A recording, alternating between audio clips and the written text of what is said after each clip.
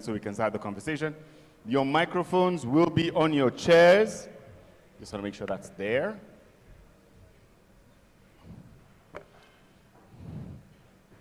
And after this, we're going to get into a nice quick conversation about pitching. And we're going to have those 4 organizations come on stage. I'll call you out in time. No pressure. Don't be in a rush. When it's time, we will do it. But as for right now, building inclusion within women green economies. So it's fantastic to have you all. Your microphones are on and ready. Please take it away. All right, thank you so much. Hello, everyone. How are we doing? My name is Napa Onwosa. I like to say the Napa Valley was named after me, so take that as you will. And I'm the startup segment leader for AWS. Very excited about the partnership we've had with AfricArena, and this panel is one I've really looked forward to all day. The reason being, when we look at the prevalent STEM skills in Kenya, we're seeing that there are more career opportunities. And the president of Kenya has also indicated a desire to be 100% clean by 2030. But one of the things we have noticed from data and insights is that when you look at countries that don't include diversity in some of their green economy policies, they don't have as much effect and they don't have as much scale as they would have if diversity and inclusion was part of the policy making. So today we have an amazing panel, and we all know that it's a topic that we've been talking about so much in the ecosystem, so we're going to have insights from very different viewpoints. So I'm going to give the panelists time to just introduce yourself before we go into our questions. Laurie, do you want to start? Great. Thank you so much. Can everyone hear me? Thank you. So it's such a pleasure to be here. I'd like to thank the AfricArena team and their sponsors for an opportunity to share this time with my esteemed panelists and the audience here. So my name is Laurie Fuller. I'm a venture partner with Raven Capital. It's a global early stage technology fund. I focus on the continent and the Gulf, and we have quite a diverse makeup in the fund, which I really appreciate. I also am an ecosystem builder, so I'm a business coach with Stanford Business School, the Stanford Seed Program, if you're familiar with that, and then also involved with Endeavor and Google for Startups. In addition, I am a LP, an individual on an individual capacity, an LP with an African fund, and a couple funds in Silicon Valley. One is a Gender Lens fund. Thank you. It's very nice to be here. Hi, everyone. My name is Nadia Seamuth. I'm from Senegal with Jambar Capital. So I co-founded Jambar Capital with another, I don't know if you can hear me actually, with another female partner. We invest in impact tech startups in Africa at seed stage. Obviously very keen on supporting female founders. So my name is Kamohelo Motaung. I'm a VC associate at Launch Africa, which is a pan-African VC fund, arguably one of the largest and most active, with 133 investments done across 20+ African countries. And yeah, my role is transition from an investment role to now more portfolio support role. Happy to be here. Hi, sorry, ordered that earlier. My name is Aisha, and I am CEO and co-founder of Farms to You. We're a supply chain technology company that supports buyers like FMCG companies, hospitality brands with improving their procurement processes. We have operations in Nigeria and Kenya, and it's a pleasure to be here. So welcome, welcome, and thank you all for making out the time. I just want to start with one story from my past. So I've been in AWS for less than a year. And one of the things I kept hearing from the ecosystem was the single-digit funding for female founders. And I was very privileged to be in a pitch session with a VC, and there were 2 VC partners, both male. We looked at 5 companies, 5 pitches that day, 3 male, 2 female. All 3 male were funded that day, but the 2 female were not. But what was surprising for me was really the questions that were asked for the male founders against the female founders. The male founders, it was very respectful. It was questions around growth. For the female founders, it was more a question of whether they could even do the job, right? So for me, this panel is going to be insightful for me to even understand some of these biases and how the ecosystem has been responding to it. And Laurie, I really want to start with you, because when I spoke to the VCs, the partners in the room, they had no idea that they had spoken differently, right, to the male founders and the female founders. And when I asked, they then realized that maybe they had been a bit too harsh and disrespectful. So what are the things that funds can actually do to identify these biases? And what are the systems they can put in place to kind of mitigate them? What are the processes? So thank you very much. This story that you mentioned is common, unfortunately, and I believe that this is an opportunity for all of us, right? Regardless of gender, our goal is to make the good investments in good companies based on the product, market fit, and the opportunity that is ahead. So for me, really what I think about is how do we put metrics across the whole deal flow stage, all those stages, so that we understand that we are proactively thinking about diversity. And obviously, for me at least, the first place to start is deal flow. How do we know that we're getting a diverse enough set of deal flow so that we can actually think about other types of businesses and founders that would align with our investment thesis? And so for me, one of the things that I suggest is that we look at unreferred deal flow, right? Unreferred, because we know our network, and research shows that the network is very similar to us. So one way to do that, obviously, is if you're setting up a fund and you're hiring, that you hire diverse people, because the understanding is that they have a different network than you have, and bringing all of those networks together, you get an additive effect. So at Raven, for example, we have women in all stages, all parts of the fund, and we are, because we're a global fund, we're located in different places. So we all bring our network and that deal flow to the opportunities that the fund can then consider. So that's an obvious one. A lot of research has been talking about diversity of teams. A venture fund is included in that opportunity. Secondly, I think it's about, again, this unreferred deal flow. So let's say that as a fund, you have a very high overlap in your network. How do you think about getting deal flow outside of your network? Are you partnering with certain accelerators? Are you partnering with co-working spaces, right? That maybe you can understand good startup companies that are gender focused as well. Do you understand great funds that are focused on gender lens? Do you have partnerships with them where you share potential companies and deal flow? So it does take effort to find this type of deal flow, but if you're purposeful about it and you track at that sales, at that pipeline level, kind of if you've got diverse flow, that enables you then through the selection process and due diligence hopefully to have that opportunity to be investing in more gender and diverse founders.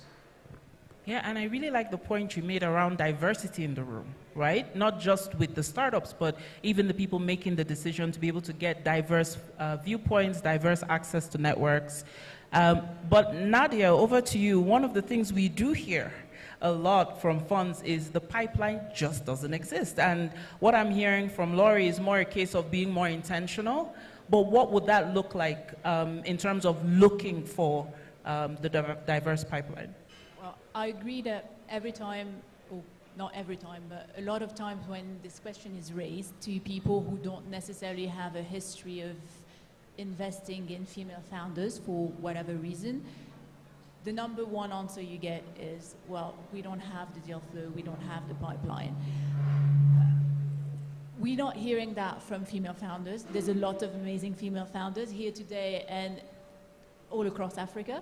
So I think and obviously I don't pretend to have a solution or an all-encompassing solution, but what I think, Laurie was right in saying it takes effort and intention. We have to find the founders, we have to tell them to put themselves forward, that's true, but also to make sure that as investors you are proactively looking for them, maybe setting informal targets, even if it's just a pledge you do to yourself or to your co-GPs, so that it will give you some sort of like metrics to work towards, and that will enable you to make a more proactive effort, maybe, because obviously when you are bound by numbers, not bound, but even sort of like working toward a number, you make a more proactive effort. We also need, all of us, and I'm not pointing fingers at male here, but all of us have unconscious bias. I mean, I'm not an expert at all, but there's just tons of research about how we all choose people in some unconscious ways. So maybe even female investors maybe sometimes have integrated the perception that women are not as good as in like ITC or STEM, or maybe they're not as good as tech, or we don't hear as many successful stories from female founders. So it's also the job of all the investors and everyone in the ecosystem to put forward these women so these perceptions change and the unconscious bias change, I think. But really the thing, to be honest, and I'm just going to put it here, I think finding female founders is very cool, but funding them is even better. What they need is investors' money, so, and not just female investors' money. There's way more male investors in the ecosystem running much bigger firms. So the change is going to come through them, and they have to come on board and help make this happen, I think.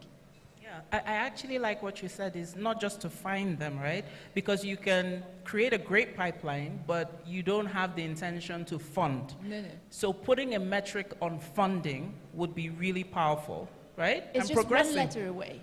It's one letter away from making it. It's just Exactly.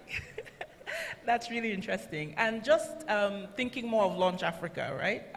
Because Nadia, what you're saying is more a case of it's not dependent on the female venture partners to actually find female investors, female startups. It's the entire ecosystem.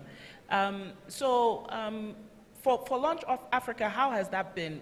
Has there been a deliberate effort to actually increase the diversity of the pipeline and then the funding? And how have you gotten to that stage? How are you pushing past whatever target you've set? If you can share, so that funds that are here that are just starting the journey of diversifying their pipeline would be able to learn some things there. Yeah, sure. I think we've approached that in a couple of ways, but at its core, it's about removing that implicit bias that you've spoken of, right? So I remember very early on in my career coming across the Harvard Business School report where it said, if you gave a male or a female investor a pitch deck with a male or female voiceover from an actor, 60% of those investors, both male and female, will still invest in the male actor voiceover, right? Which kind of shook me to the core, and I was like, how do we then address this problem? So I think the cool thing about working at Launch is we've put women at all stages of the process. So if you look at our fund, 11% of our LP base are women, 7% of our IC are women, and our chairperson is female, and 40% of our core operating team are women too. So across all of these different stages, you have women in decision-making powers, right? And what has this resulted in? It's resulted in us arguably being one of the largest gender lens investors, and maybe that's inadvertent because of the volume, but the facts show that we've invested in 26 companies that are female-led, or at least have one female within the founding team, right? But I still think that's not enough, because each year when you read the big deal, the stat still remains the same. And we've now looked at that and said, you know what, to move the needle in this curve, you need people who are going to wake up every day with the sole intention of investing in women, right? So we've launched 535, which is our sister fund, and this is a $30 million fund with the sole mandate to invest in females. And what they've done is increased access by reducing the minimum amount to invest as an LP, right? So they've taken that need to be a professional investor that has been an historical barrier for women entering into these funds. Yeah, and I don't think you should downplay the amazing work Launch Africa has done, you know, using the gender lens. And I think it's even a mind shift for me to think the same pitch deck, but with a male voiceover got funding. I mean, that's huge, right? So being intentional, like Laurie said, of making sure that the fund itself is diverse, even before looking for the pipeline and being intentional to move the needle year over year, right? So Aisha, we've been talking a lot about how VCs see startup female founders. How has your experience been? Have you, it sounds like you have a lot of stories to tell, but when I was in the room with these two female founders that didn't get funding, at a point, one of them actually started stammering. She couldn't defend her position because it really felt combative.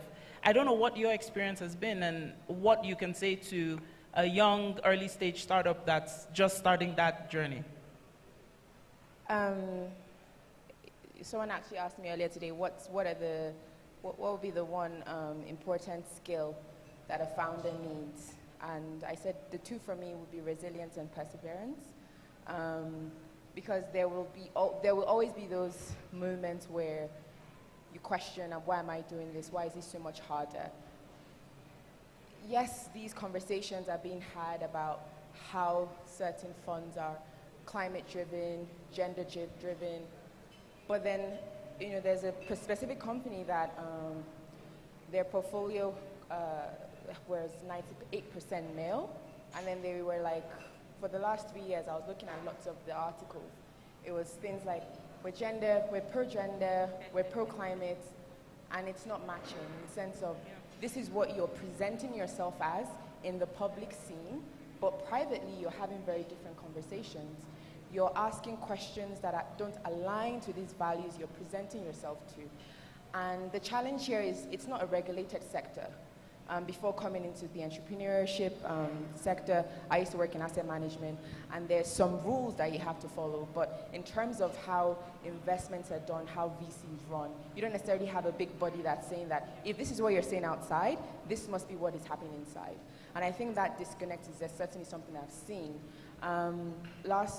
2 weeks ago, I was with one of our investors, so Catalyst Fund is one of our investors, and we're on a seminar panel where it was myself, Mylis, and Julian Monroe from FSD Africa.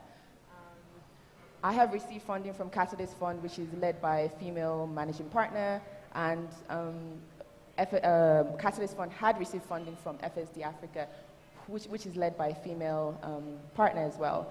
And I think that is a very unusual line, and it goes to Laurie's point of deal flow being diverse, because if you have more diversity at the LP level, at the GP level, at the foundation fund level, then it will trickle down.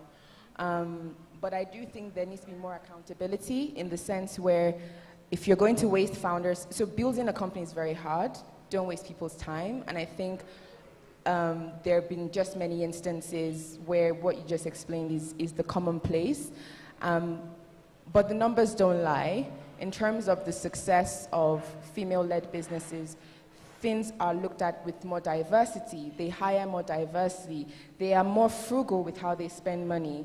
And if we look at some of the cataclysmic failures, you would see that from a gender perspective, it's male-led businesses. So I think, yeah, that's just what my experience has been. But be perseverant and resilient, and this is me saying it to other female founders. If one door closes, just keep at it. Because for me, I was lucky to get investors that understood what it is that we're building, and what they present themselves as externally is what they are internally. Because Catalyst Fund, yeah, they do hold us accountable to, you know, what are your impact metrics, how many women have you guys employed, these sort of things. And I think if we have more investors like that, it will make a difference in the ecosystem for sure. Yeah, I really love the point you said, don't waste our time, right? Building a business is serious business. No shade to the male founders in the room, right? Because there's some data points you brought out. You used a word, cataclysmic failures. Are rarely women. And Nadia, I know you and I were talking about this before the panel, that how come it is that if there's so many great statistics around female founders, there isn't more funding or investment in these startups that are led by women?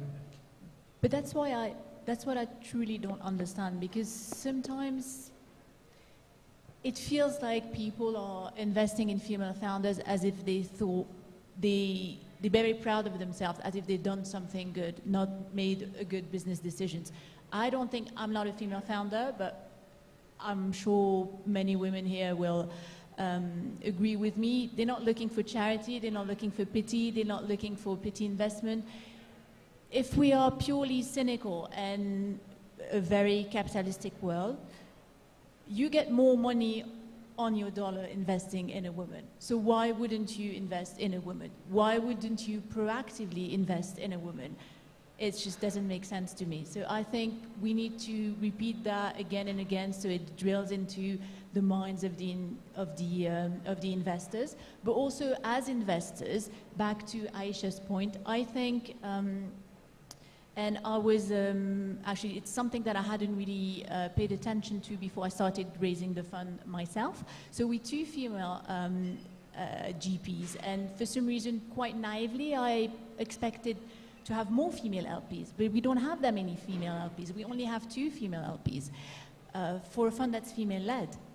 Even if we're not purely investing in women, we're still female-led, and we still have this thing in mind. So I think we should also make a conscious effort of seeking out more female investors. I know Laurie is one, for example, or like, you know, female who do that. Then she will be able to say, as an LP, I don't understand why your portfolio is 90% male. This is not acceptable to me as your investor. You answer to me.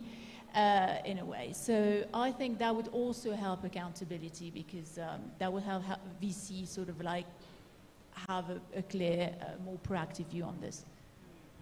Proactiveness, definitely, and then accountability. That is running through the last few minutes of this conversation, right? But Laurie, would you say that we need more training, right, to get LPs and VCs to this point? Because we do speak a lot about the female founders learning how to pitch, being, you know, strong and continuing, persevering. But are we putting too much weight on the female founders? Shouldn't there be a little bit of accountability on the VCs and LPs to be able to educate themselves? I like what Kiama said around seeing this study by Harvard and how it was a shift, a mind shift, right? So is there any effort within the ecosystem to kind of increase the education and knowledge within this space? Well, I do think that you're absolutely correct. Money talks, right? And so I think it does behoove all investors to put their money in funds that have an investment thesis and values that align with them, right? So just for myself, and I hope others, as an LP, this is a big part of how you make your decision as to where you want to put your money, right? And then you are in a position to hold them accountable, which I do think is really important. So I think everyone, and I think the point is everyone in the ecosystem has a role to play in holding accountable and promoting diversity for the right reasons, right? Because it's a good business decision. And so I definitely think that we have to be very purposeful when we have that opportunity to use it. If I may, one other thing, because I want to go back to your story and the point that Nadia made also around unconscious bias. It exists. It exists in everything we do, right? It's the human nature, the human condition, if I may say so myself. And one of the things that the research has shown is that there is a difference in how we look at entrepreneurs based on gender. And the way that I would summarize it based on the research is that women are analyzed and evaluated based on performance, and men are analyzed and evaluated based on potential, right? And we just have to understand that if we use processes that are standardized across our due diligence, right, and across our selection, we help understand and hopefully eliminate and look for those biases playing out. How does research know that? They know this because when you're looking at decks online, through Carta and others, they are able to track the length of time that you stay on a pitch-specific slide. And what do they find? They find that more time in a female-led slide, female entrepreneur slide, is spent on traction. What have they done to date? And so the focus in a pitch conversation often can be around exactly what you said, protecting what you've done. Competition, how do you de-risk competition, right? And also there is less time spent looking at a slide overall, a slide pitch deck. This has been factually analyzed. So what I recommend to women founders and to women investors, right, is that you support the founders when they're doing a pitch. If someone asks a woman entrepreneur about performance, or they're too focused on that, you answer that question, but you answer the question they did not ask at the same time around the potential of your company and why you're a good investment, right? And we all have to be aware of these biases and support each other in recognizing and eliminating them. I really like that. So see the business. Because we all have biases, right? So being able to put the metrics in place that you evaluate based on the business and not the person. So we'll be taking questions from the audience in a bit. Just for you, Kamo, I wanted to ask, this is great advice to female founders. You know, if they ask you a question, make sure you respond to the question, but also answer the question they didn't ask. In your experience, is there any other like 1-2 things that you would say when a female founder is pitching that would be great advice for them to keep at the back of their minds as they go into some of these difficult situations? Top of mind, I can't think of anything. But I think there needs to be a motion for putting more investors that are like Jumbo Capital in rounds, right? Because a lot of rounds are because the founders have, the investors have access to that round. So there needs to be sort of diversity riders that are put into place that say, hey, look, a portion of this round has to go to investors that have historically been excluded, so that you're giving more time on access to funds that have that gender lens focus to be able to participate in a round, and it's not just about access. So intentionality, that's what we're all saying. Number one, intentionality, accountability, and then being aware of the fact that we do need to push the barrier around gender lens. Being able to move forward in the number of female startups that we fund. So Aisha, just again, the same question to you. What would you say would be the 1-2 advice you would give female founders as they're coming through? And we'll be taking questions in case you have any questions from the audience after this. I think my key thing is to not take things too personal. Sometimes when you hear investment decisions, I think it's just to be aware, layered by that comment on unconscious bias that Lori and Napa mentioned. Just remind yourself that decision is not about you, as much as it is about the system you're operating in and the status quo, and just take it as motivation to see how you can actually change that narrative by building a sustainable business. It might take time to work harder to get to that investable point when you've built traction, but I think it's just it's difficult, but just disconnect that no from personal feelings and don't just take it as it's a personal attack. I think that's one of my biggest learnings. Yeah. 100%. So we'll just do a quick run through. If you had a magic wand and you could change one thing in the ecosystem, Please don't mention a person. Yeah, what would it be? Laurie, we can start with you.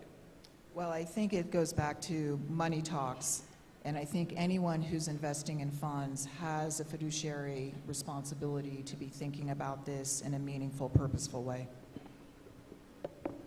I'd make all investors, I'd bound them to have to invest X% of their portfolio into female-founded companies. I'm not saying 50%, but I'm sure we can get somewhere acceptable to, I mean, as a starting point.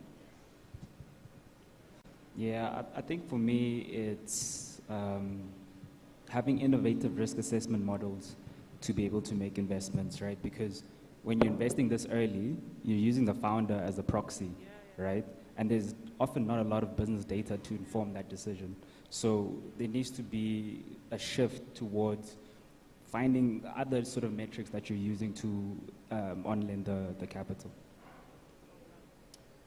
I think my biggest thing would be more accountability and governance in how money flows. I understand why biases exist with investors, you know, coming from an asset management background as well. It's their money after all. So when this money is changing hands, and when I say accountability, this is not just on the investment side, it's also how founders spend money.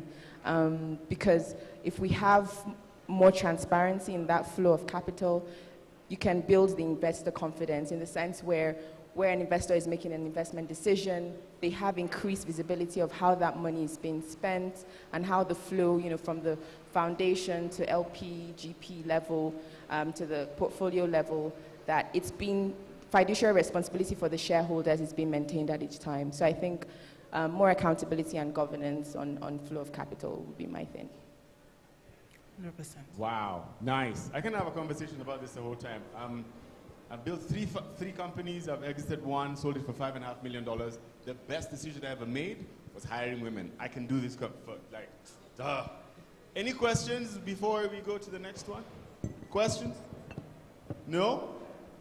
None? I would regulate it. If I was a politician, I would regulate it. I would make it required for every investment firm to put 30% of their money behind women as a requirement. That's what I'd do. But there's a question over here in one of the back. Thank you very much. So, my name is Divine.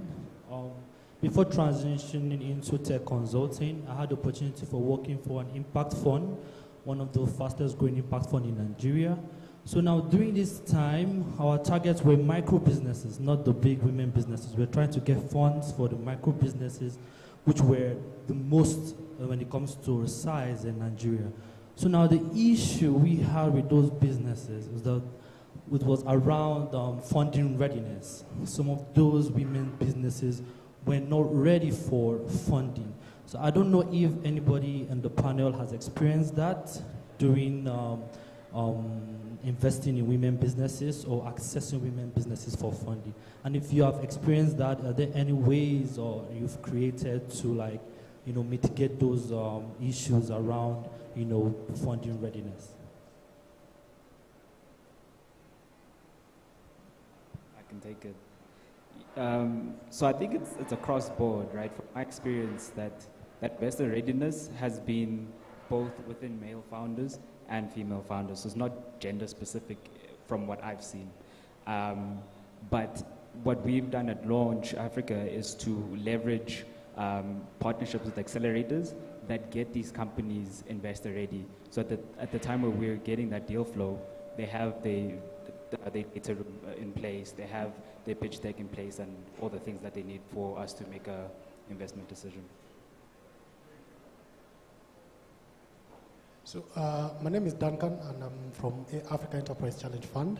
Mine is more of a comment more than a question.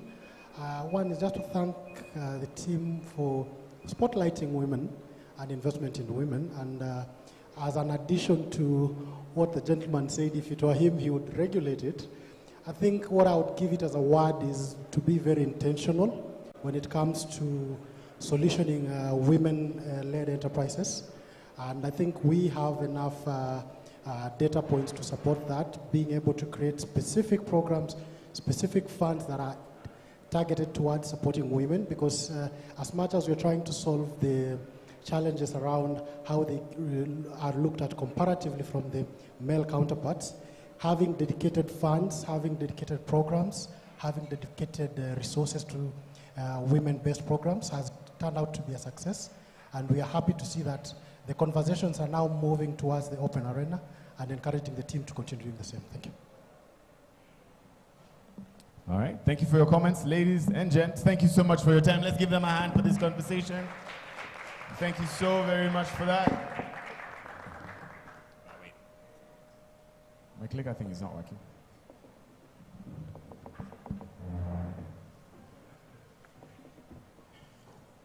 We're going to jump into a pitch session as well now.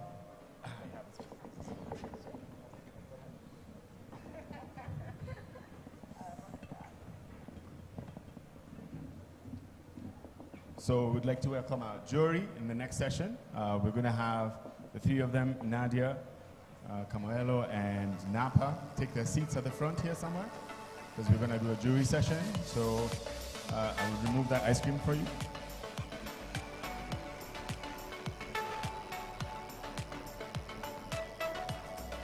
And then we're going to do some quick invites to these four organizations. So Farm to Feed, Melanin Capital, which I've watched the pitch before, fantastic, Arena Recycling, and Motherland Agritech. So just prepare yourselves. I believe the first one to go is going to be Farm to Feed, right? Stairs on this side. So you have 5 to 8 minutes for your pitch and 5 to 8 minutes for questions.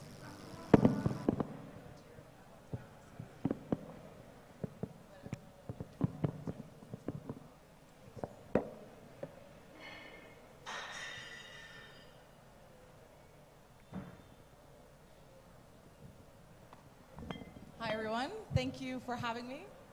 I am the CEO and founder of Farm to Feed. We are the odd-looking solution to food loss. Right, so let me first take you to the problem. Globally, almost 1/3 of all food produced is lost and wasted. In sub-Saharan Africa, nearly half of fruits and vegetables never reach the market for consumption, half. If you think about the amount of tonnage that is, it is almost incomprehensible. That has an impact on 3 different levels. First of all, the economy. Kenya loses 1.5 billion USD annually due to post-harvest losses. Climate change. Food loss. Sorry, let me interrupt her for a sec. Oh. Can you hear at the back? Yeah, I didn't think so. Let's do that again. Oh. Hello. Oh. So I'm going to restart it just for you. Restart. There you go. Thank you all. There, you're good to go now. All right, again. My name is Claire Van Enck, and I'm the founder of Farm to Feed. I can hear myself now, thank you. We are the odd-looking solution to food loss. Let me first take you to the problem. Globally, almost 1/3 of all food is produced is lost and wasted. When we zoom into sub-Saharan Africa, it's only half of fruits and vegetables that never reaches the market for consumption. Half. If you think about the amount of tonnage, that is almost incomprehensible. That has an impact on 3 different levels. First of all, the economy. Kenya alone loses 1.5 billion USD annually due to post-harvest losses. Climate. This is one of the major drivers of climate change. Rotting food releases methane. 10% of greenhouse gas emissions comes from food loss and waste.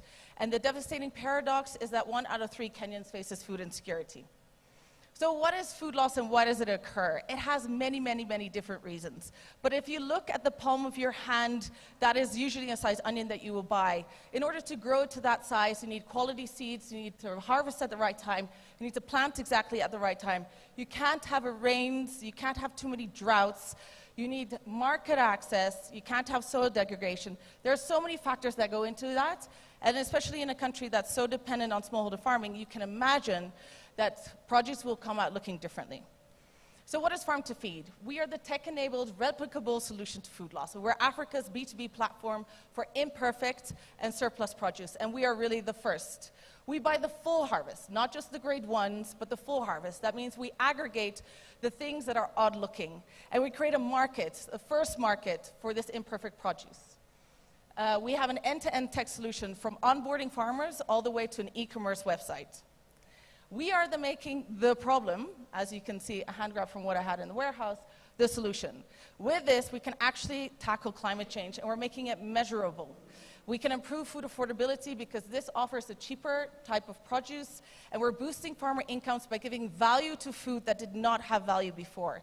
And we're collecting granular, real-time data on what the drivers of food loss are every time we do a collection from the farmers. And that data will drive the transformation of the food system.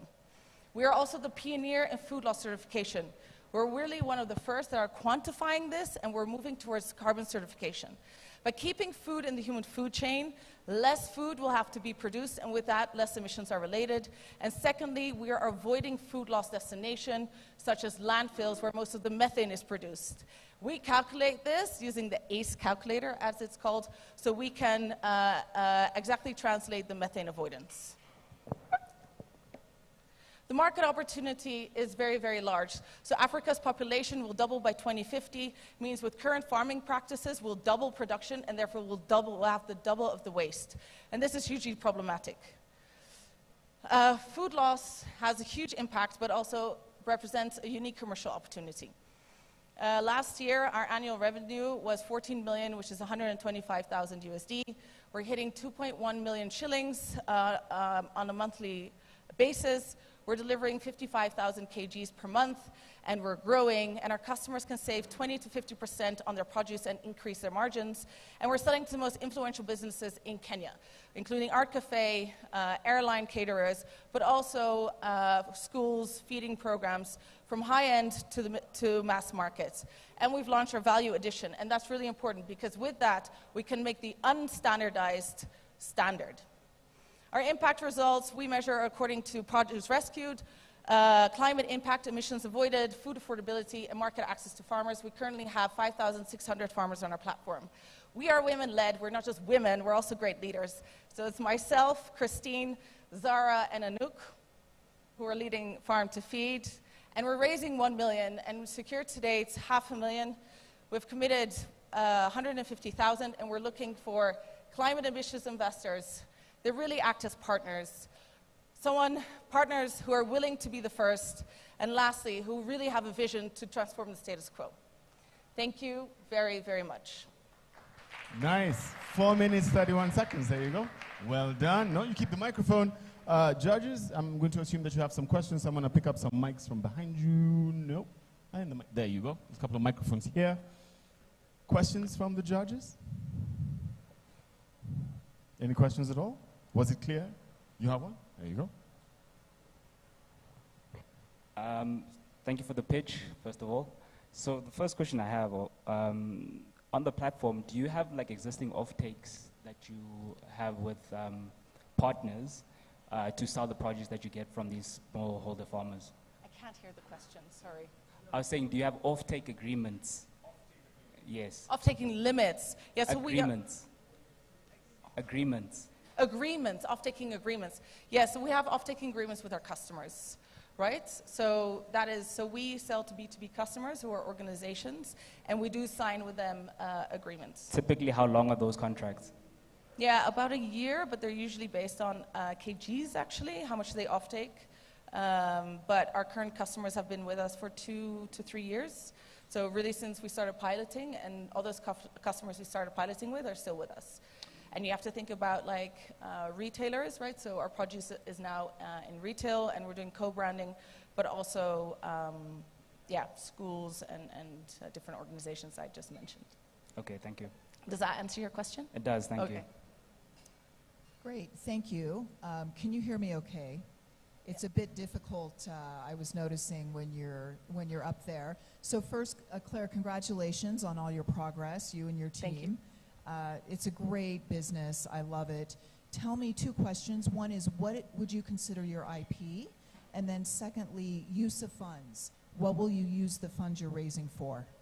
Yes, so I think the IP is that we're really the first, and the data collection that we're doing using this is also really the first. So this is climate data. So we are collecting data not just on, the mantra everyone says 50% is lost and wasted, what I did in the beginning of the pitch, right? That is from a report, I believe it's FAO, of 10 years ago. We don't actually know what is happening.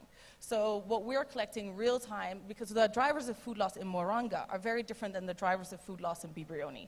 So we already know that in Moronga, it's more of a harvesting problem, whereas Bibrioni, it might be a storage problem, or it might be an input problem in Nyeri, and it's also very different per value chain. So what's really interesting is per value chain, region, and demographic of farmer.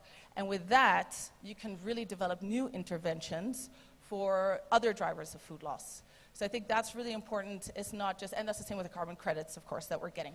The second question, use of funds, is really one, to grow our core business, sales. It is to launch our semi-processing capability. It's to do R&D on our value addition, our second product, and really having a value-added product. Launching the platform and the carbon credits, starting the project in January. Okay, there you go. Any more questions from our judges before I open it up to everyone else? No? Anyone else has a question about? Yep, at the back. Thank you so much.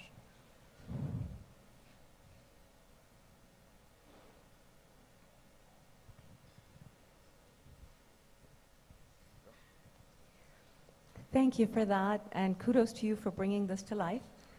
I wanted to ask you, how are you currently collecting the produce from the farmers? So are your farmers spread all over the country, or are they closer to Nairobi so it's easier to get to your suppliers? How are you currently collecting them? Yeah, so that's a very good question. Most of our farmers are currently between 2 and 4 hours outside of Nairobi. And we don't go to each single farmer, right? We have supply hubs. So we've created supply hubs where we aggregate the farmers, so we're densifying the farmers. So we communicate with a supply hub coordinator. That is a farm-to-feed supply hub coordinator. He is just a farmer, but he gets a stipend for every time he does a delivery, or he is our liaison on the ground. So we aggregate. So we work with supply hubs. So currently we have 4 supply hubs, right, that we work with, but that enables us, one supply hub has 300 farmers. So that enables us to reach a lot of farmers and a lot of aggregation.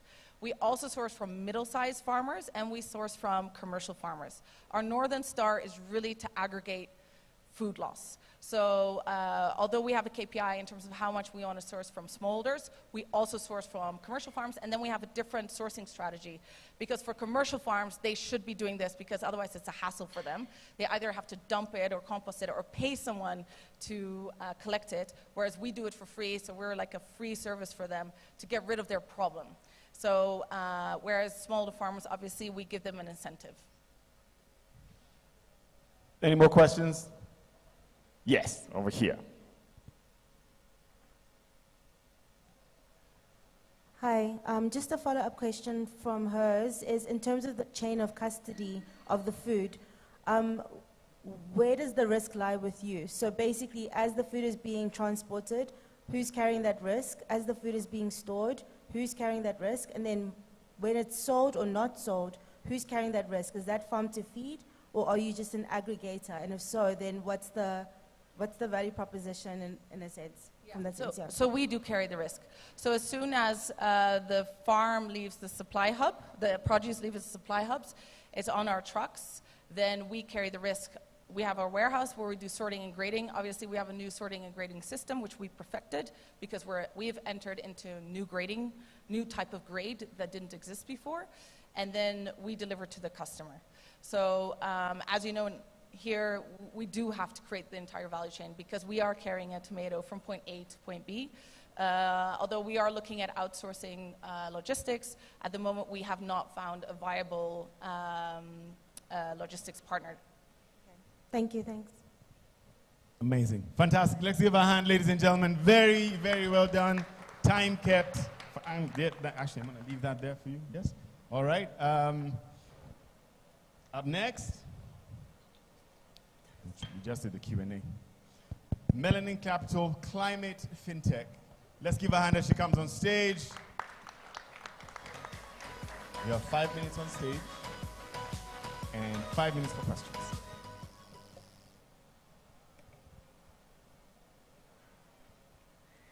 Good afternoon, everyone. My name is Melanie, and I'm the CEO and co-founder of Melanin Capital, a fintech on a mission to finance climate action. Without him, we wake up every day with one goal in mind. How do we turn the largest threat of our continent into the biggest funding opportunity? And we focus on small business owners like Rose or John, or even the 80 million of African businesses seeking financing. And our job is to make sure that they can tap into this upcoming $1 trillion carbon credit market opportunity that we believe can help solve the issues of access to finance that they're facing. With my co-founder, Ian, since 2020, we've decided to combine our expertise in climate finance and our experience in carbon credit projects and understanding how can we get this financing towards our small businesses. We started imagining a world where climate action would create wealth and empowerment. A world where small businesses like Rose could use their farm and their land as a CO2 absorption powerhouse and leverage on our data and our certification to generate carbon credit revenues that will lead to unlocking green loans that will help her increase her production and her business. A world where John, a small farmer, could electrify his delivery fleet and leverage on the data that we collect and our certification to generate carbon credit as he drives to unlock green asset financing and increase his fleet and grow his business. This is the world we are building at Melanin Capital, a climate fintech platform that uses financial transaction and IoT devices to be able to collect and aggregate CO2 data that we use to unlock green loans and carbon credit rewards. This way we can help small businesses to grow while incentivizing them to protect the planet. We made it very easy for those users to be onboarded, document their business, apply for financing, and receiving the carbon credits within 15 minutes in our digital platform. Even for those who are not yet in climate action, we have a full pathway to help them learn and become eligible for that financing, because it's very expensive to go green. We are the first solution in the market that focuses on financial inclusion and not just large carbon credit projects that are already linked to the market. And we are securing our advantage by getting the right certifications from financial regulatory bodies and carbon credit organizations. Thanks to our B2B2C model, we integrate our platform into banks and other financial institutions and generate SaaS revenues, monthly subscriptions that we're planning to triple this year, alongside our interest rate revenues that we generate by providing green loans to those businesses. We've built an award-winning team with deep experience in technology, climate sustainability, and financial engineering. And together, we are ready to change the face of finance and make climate action bankable. We've now closed our pre-seed rounds and focusing on improving our product, getting the right certification, so we can be ready for you next year and raise our $5 million round so that you can join us in this adventure of making a new face of Africa, an Africa in green, an Africa who leads all of us towards a better tomorrow. Together, let's build the Africa we want. Thank you. Nice. I've heard it. I told you it was nice. I've heard this before. Very nice again. Okay, let's do our Q&A session. Any questions from our jurors? You have one? Okay, I just wanted to know, with the projects that you will potentially finance, oh, sorry. With the projects that you potentially finance, right? Okay. So with the projects that you potentially finance, right? How are those carbon credits actually verified? Yeah. So the way that it works with the carbon credits, it's a very complex process, and we try to simplify it for those informal businesses. So as we get certified at our level from Vera, so it means that we tell Vera that we're going to install in SMEs, let's say 10,000 solar panels. Then we finance those solar panels. So Vera pre-approves, we install them, we finance them, And then thanks to the IoT devices, we collect the data and we can show Vera's auditors we have the data. And then this way, we get the certification that can help us to get to EDF, I don't know if EDF is here, to then have them offset the carbons that they're emitting. So that's how we do the process. So for a small business, imagine a farmer, they can't do this whole process of going to Vera, doing the project and so on. But as we can do it on our side at scale, because we do it once, then we aggregate all those farmers, and that helps us to grow faster. Yeah.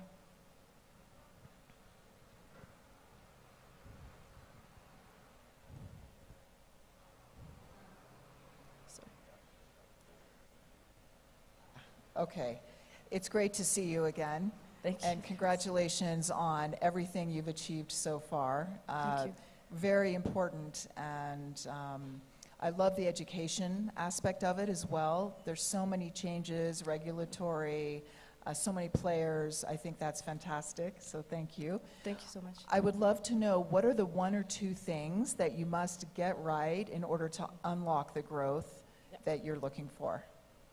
Yeah, thank you very much also for the question. So there are two things I think that are really key, and that's what we're going to try to nail during this year before our seed round. So the first one is really nailing that onboarding process, because we see that the data is everything that is what it will unlock the carbon credit, but it's very difficult for a rural business to understand what they have to do to provide this data. So we're trying to leverage on different type of technologies. I'm not going to put so much lingo, but just trying to make it very easy for them to onboard, using USSD as much as possible, not being too jargon and so on, using photos, but very light touch, so that we can get the data we need. Once we manage that, then we'll be able to have many businesses, because the word of mouth will go quick. They will just say, go to Melanin Capital, you'll get rewards and cash that you wouldn't have in any other platform. But if it's hard and if they have to upload PDFs and so on, we won't manage to nail it. Second is the regulator, because if we are managed to be certified, we have a huge competitive advantage. It's a huge barrier to entry. And as you can see with the Climate Week, there is a huge move in the Kenyan government and of course its regulators to nail that carbon credit market. So we're very close to them. We want to enter the sandbox. We want to be the reference in the market to collect that data so that they use us for the entire platform that they will put in place in the next year. Thank you. Any more questions, ladies and gentlemen? No. Well done. Let's give a hand, ladies and gentlemen. Well done. Very, very nice. It's phenomenal. I'm going to keep going. And we are here. Arena Recycling. Voila. There you are, madam. You have your microphone. Here's your clicker. Karibu sana.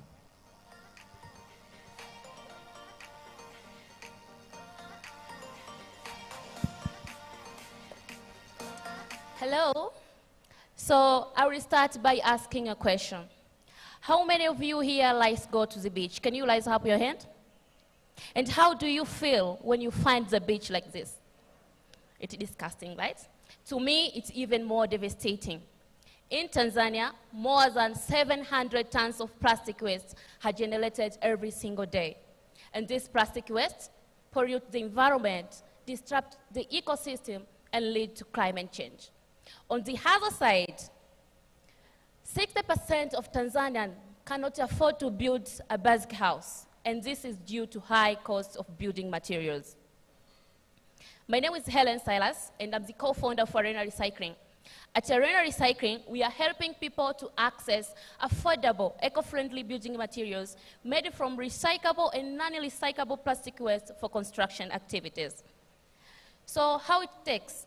We collect the plastic waste from the environment, but also we call for volunteers to collect this plastic from the beach.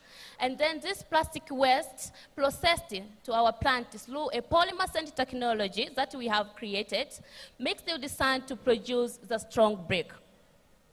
So the brick that we produce, the product that we have is durable 3 times compared to the concrete bricks in the market, but also it's affordable, 20% compared to the traditional bricks in the market.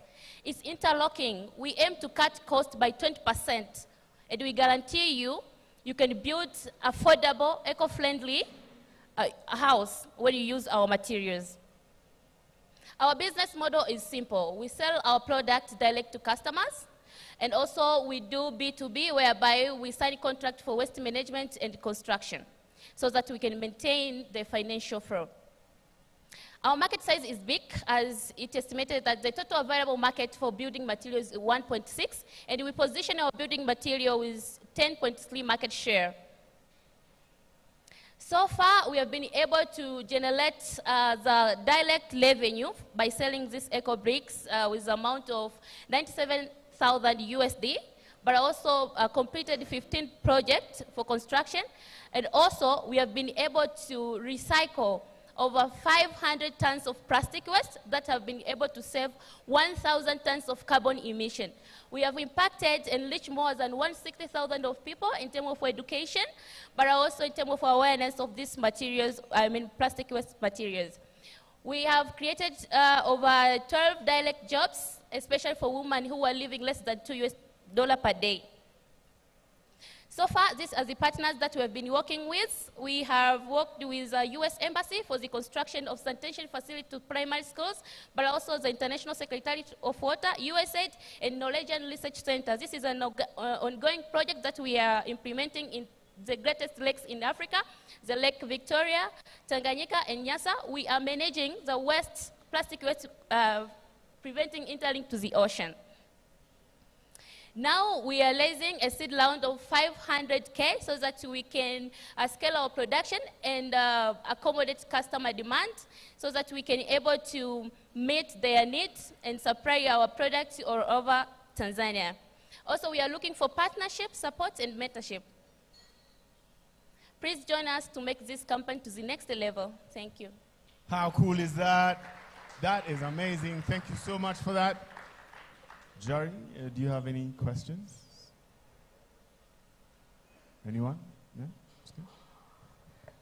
So on the $500,000 that you're currently raising, just help me understand, once that's money in the bank, what does that unlock for the business?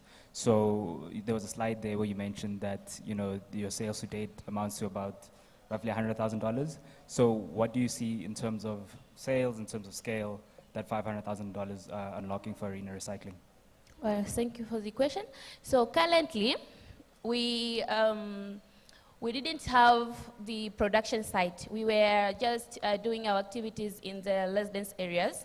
So we have brought 2-acre land, our one, in the industrial areas. So we want to build infrastructures and to install advanced machinery so that we can able to produce a mass production for the eco brick. We have low production capacity, so customers can just come and say maybe they want order of 2,000 eco bricks.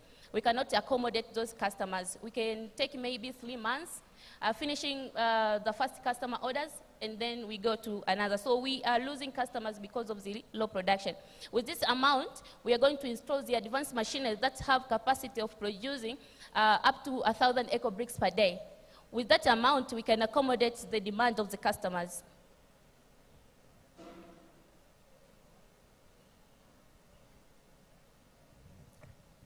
Thank you very much. It's nice to meet you. Congratulations. Thank you. So you mentioned that you're going to be spending a lot of the funds on manufacturing enablement.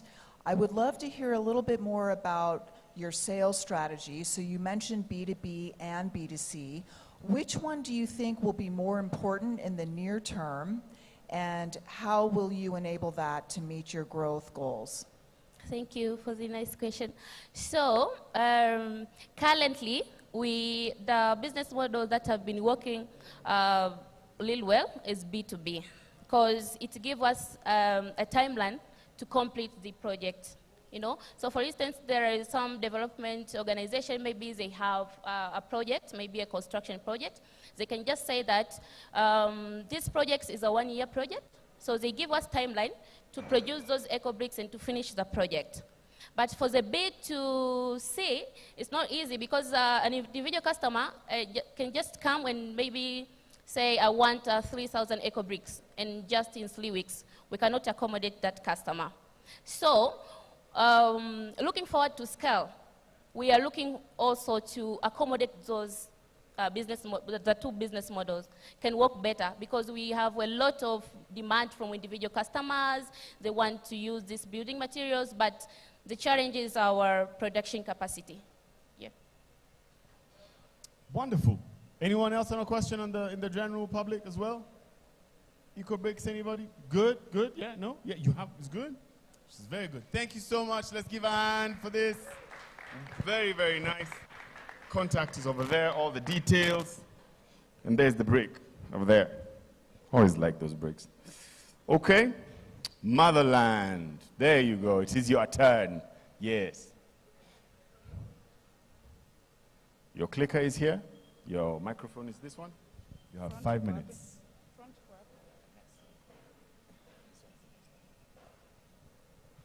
Thank you so much. Hello, everyone. My name is Catherine Awar, and we are Motherland. So Motherland is an organization that is based in Siaya County, Western Kenya, and our main focus is supporting, uplifting, and empowering smallholder farmers in rural areas by linking them up with agri-tech startups that are offering solutions to the specific challenges that the farmers are going through. So we are not just an organization.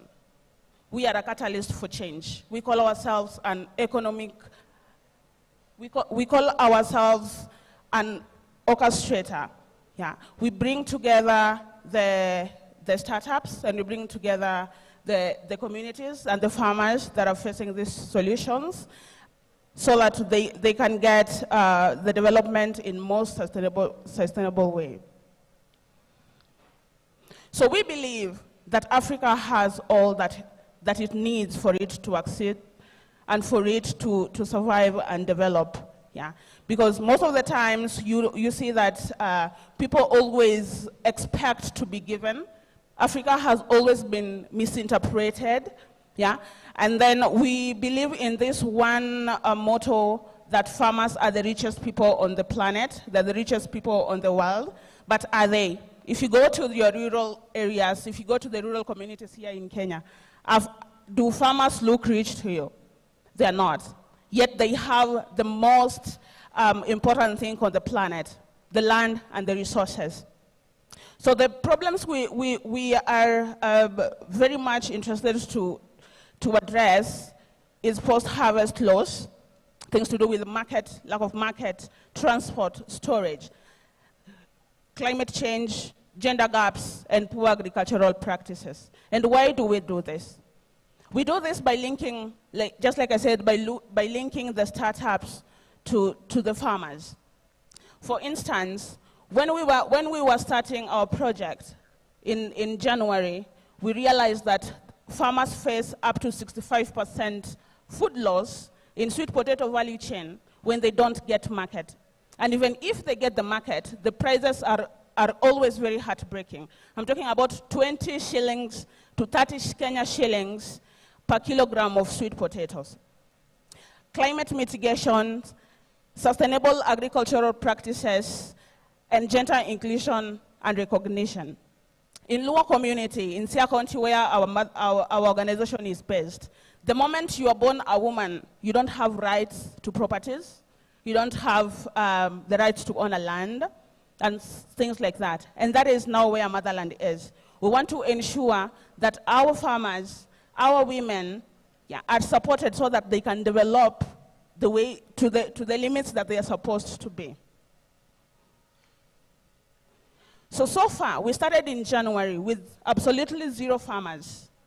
And the farmers that we got, they were being paid in the sweet potato value chain, they were being paid 20 Kenya shillings for 1 kilogram of sweet potatoes. If you go to our supermarkets right now, any supermarket whatsoever, you'll get that the prices for 1 kilogram of sweet potatoes is 140 Kenya shillings to 160 Kenya shillings, depending on the variety.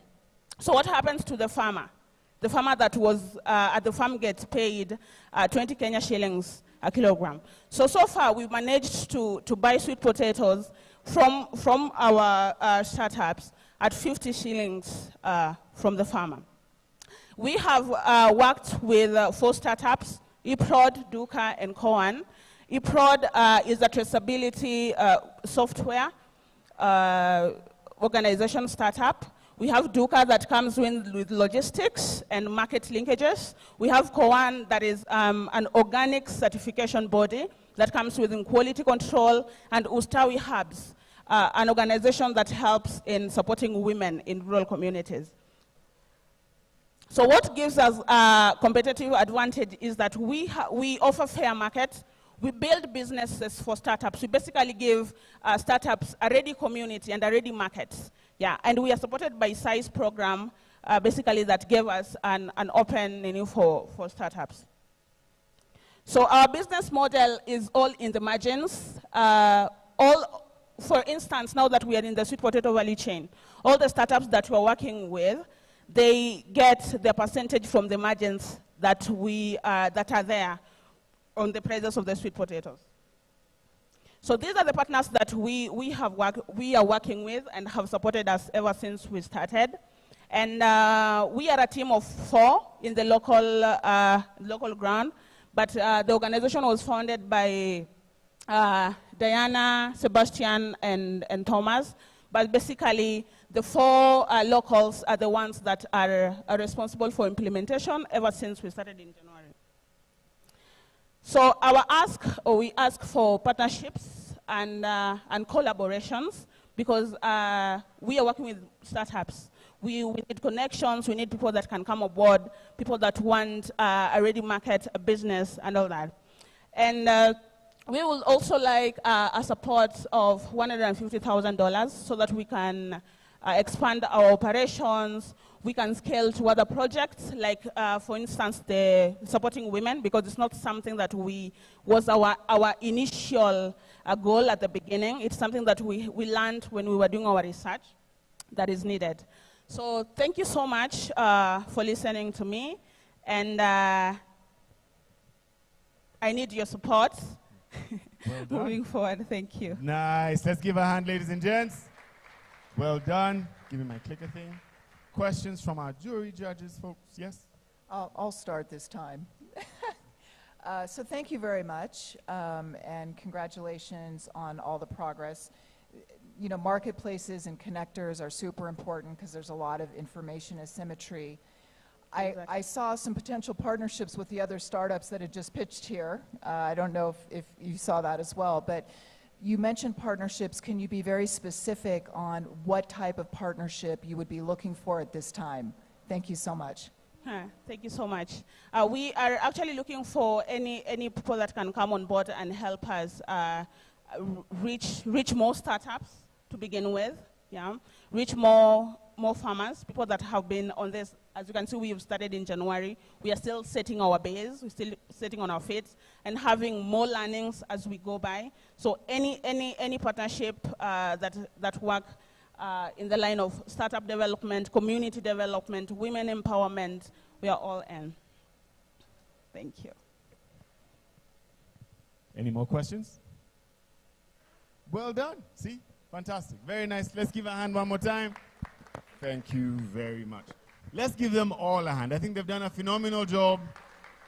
There's work for you, jury folk, to look at what they've said and pick them and decide who has succeeded. But thank you again for taking your time and participating with us in this. We are now going to jump into another space really quickly. It's not going to take too long. We have a keynote that I've been looking forward to listening to. I'd like to really push out what Benjamin is going to be talking about. There he is, as we examine what regenerative agriculture looks like. So, bro, here you go. Give him a hand as he does his thing. Thanks. Yeah. Great. Hi, everyone. Really happy to be here today to share with you the topic I like the most after Game of Thrones, which is regenerative agriculture. My name is Ben, and I am one of the co-founders of Saint Green, a French-Moroccan startup that cultivates deserts thanks to regenerative agriculture. Before we start, let me ask you a question. What are the 2 things we really need in life? And just a hint, money is not an answer. Love might be an answer. This is really cute. The two things we really need in life is food and water. And this is one of the reasons why our ancestors created agriculture. 10,000 years ago, our ancestors, Homo sapiens, flew from Africa to the rest of the world, and they found a great place. Very luxurious, very green, with good soil, a lot of water, which is called Mesopotamia, also known as the Fertile Crescent. And so they decided to set up over there and start doing agriculture, cultivating wheat, barley, as well as doing livestock farming.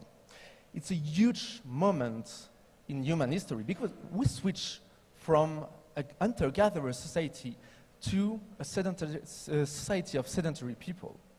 And to do so, they chopped down trees to do fields and pastures. And in 10,000 years, they managed to go from this to that. So from a fertile lands to a barren lands. Come on, from a Homo sapiens point of view, living today in the 21st century, they did a shitty job. Come on, what they did in 10,000 years, we can do it in 100 years. Indeed, today, we've never been so good at depleting soil, at chopping down the trees with great machine. And what they achieve in 10,000 years, we can do it so much faster. And you can see it from satellite analysis. So in 36 years, we had huge impact. We deforested Amazon forest and many of the forests to do agriculture. But this is not the only thing we did. The other example, which is really cool, I love it, Aral Sea, located in Kazakhstan. So in 1984, Kazakhstan was part of the Soviet Union.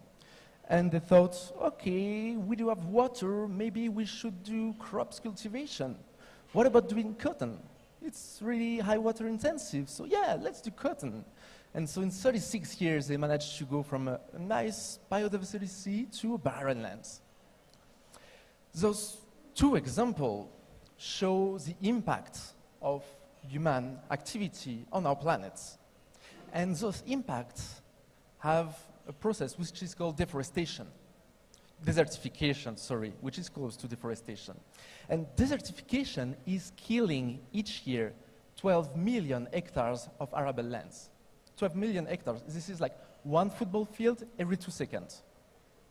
So, because we've been so good at doing deforestation that increase desertification, maybe in a few decades, our planet is going to look like this. Like this. Yes. What a legacy for the future generation. We can be proud. Now, joking apart, what if we change paradigm on agriculture? Remember, you listened at school. Agriculture is about growing plants and trees. The plants and trees are doing photosynthesis that capture carbon into the soil and the tree, that increase fertility of the soil, and that also produce food. So what, instead of having agriculture sectors that produce 25% of global greenhouse emission, we use agriculture as an ally to fight climate change. This is called regenerative agriculture. So if we take a proper definition of the FAO, regenerative agriculture describes holistic farming system that, among other benefits, improve water and air quality, enhance ecosystem biodiversity, produce nutrient-dense food, and store carbon to help mitigate the effect of climate change. These farm systems are designed to work in harmony with nature while also maintaining and improving economical viability. So let's stop 2 seconds now to focus more on conventional agriculture. So conventional agriculture is a highly mechanized agriculture with huge machines that are going to compact the soil so the water cannot go into it anymore, and you're going to lose the biodiversity.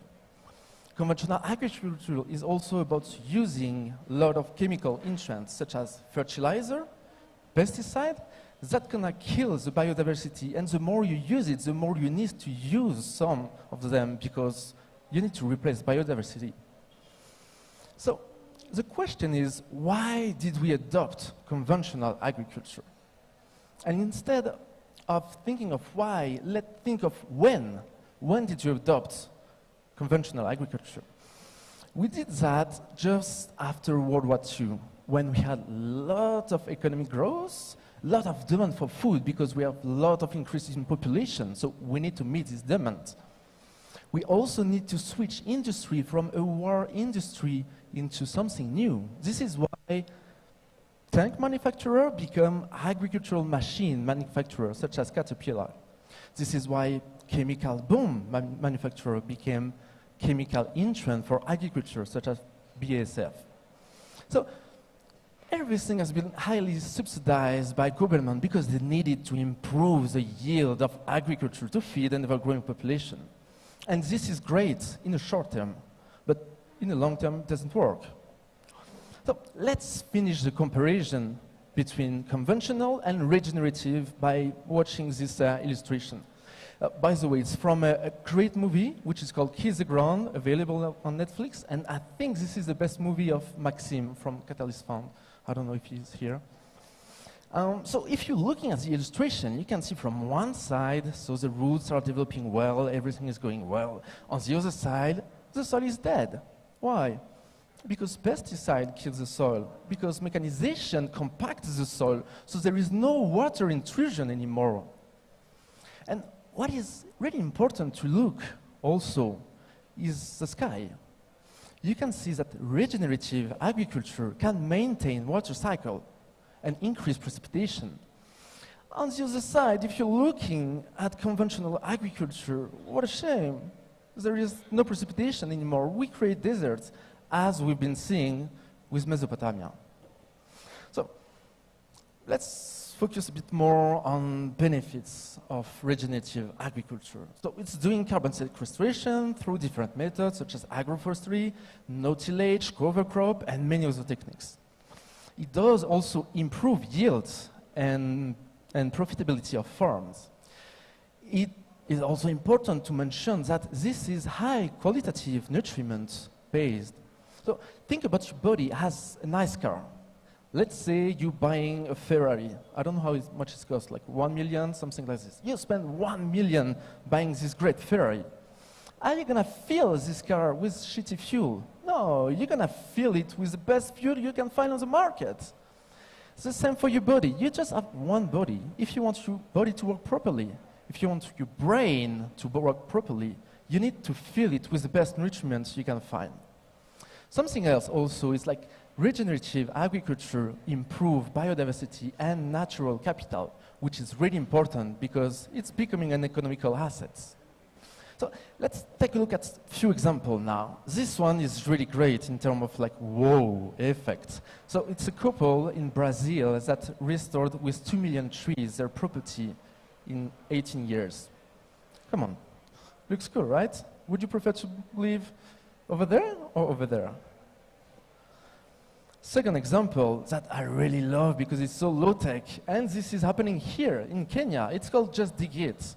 Just Dig It is using water harvesting techniques. So basically, they dig a hole with a form of half moon. So when precipitation goes there, it's maintain the humidity and help nature to thrive.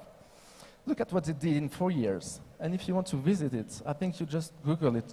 Just dig it, and you will be able to visit it. I don't know, maybe tomorrow. The last example, which is for me the best example on how human can have a positive impact on the planet. This is huge. This is the Great Green Wall of Africa. A reforestation project of 8,000 kilometers from east to west of Africa, 15 kilometers wide, to not only fight desertification, but also mitigate climate change effects. So when they started, they just say, okay, we're going to plant trees and we're going to see. So it's working pretty well, most in some country. And then they said, okay, but we plant trees, so we improve soil, so we can cultivate, produce food. have economical impact, create jobs, and we can do carbon credits. And this is why the last reports on the Great Green Wall, which is called the untapped potential of Great Green Wall value chain, is really important to read if you're interested into this subject. Okay, so if you want to create startup, you need markets. And what is nice about regenerative agriculture is like you address two types of markets. One is the oldest market in human history. It's called food market. The other one is one of the newest one, carbon credits. Okay, let's start with the first one. So basically, today we are 7 billion people on the planet. In 2050, we're going to be 9.5 billion people on the planet. So World Institute resource says that we need to increase food production by 50%. But the IPCC is saying that food production is going to decrease by 30% because of climate change and biodiversity crisis. FAO is saying that we need 2 billion additional arable lands to feed this growing population. And we're losing 12 million hectares of arable lands because of desertification. Remember, one football field every 2 seconds. Now, I'm not good at math, but I think everyone here can see that there is a problem.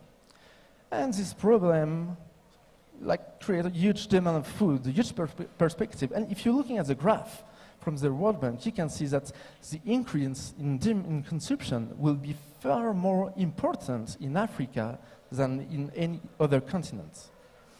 So I think you all understood that it's really good to invest in agriculture. Either conventional, either regenerative. It's going to be good because there is a lot of money to do. But also consider that food security equals political stability. And this is also one of the reasons food production is highly subsidized by government. Okay, now you know everything about food markets, perspective. Let's switch to the other market, which is so new. This is so exciting. I love it.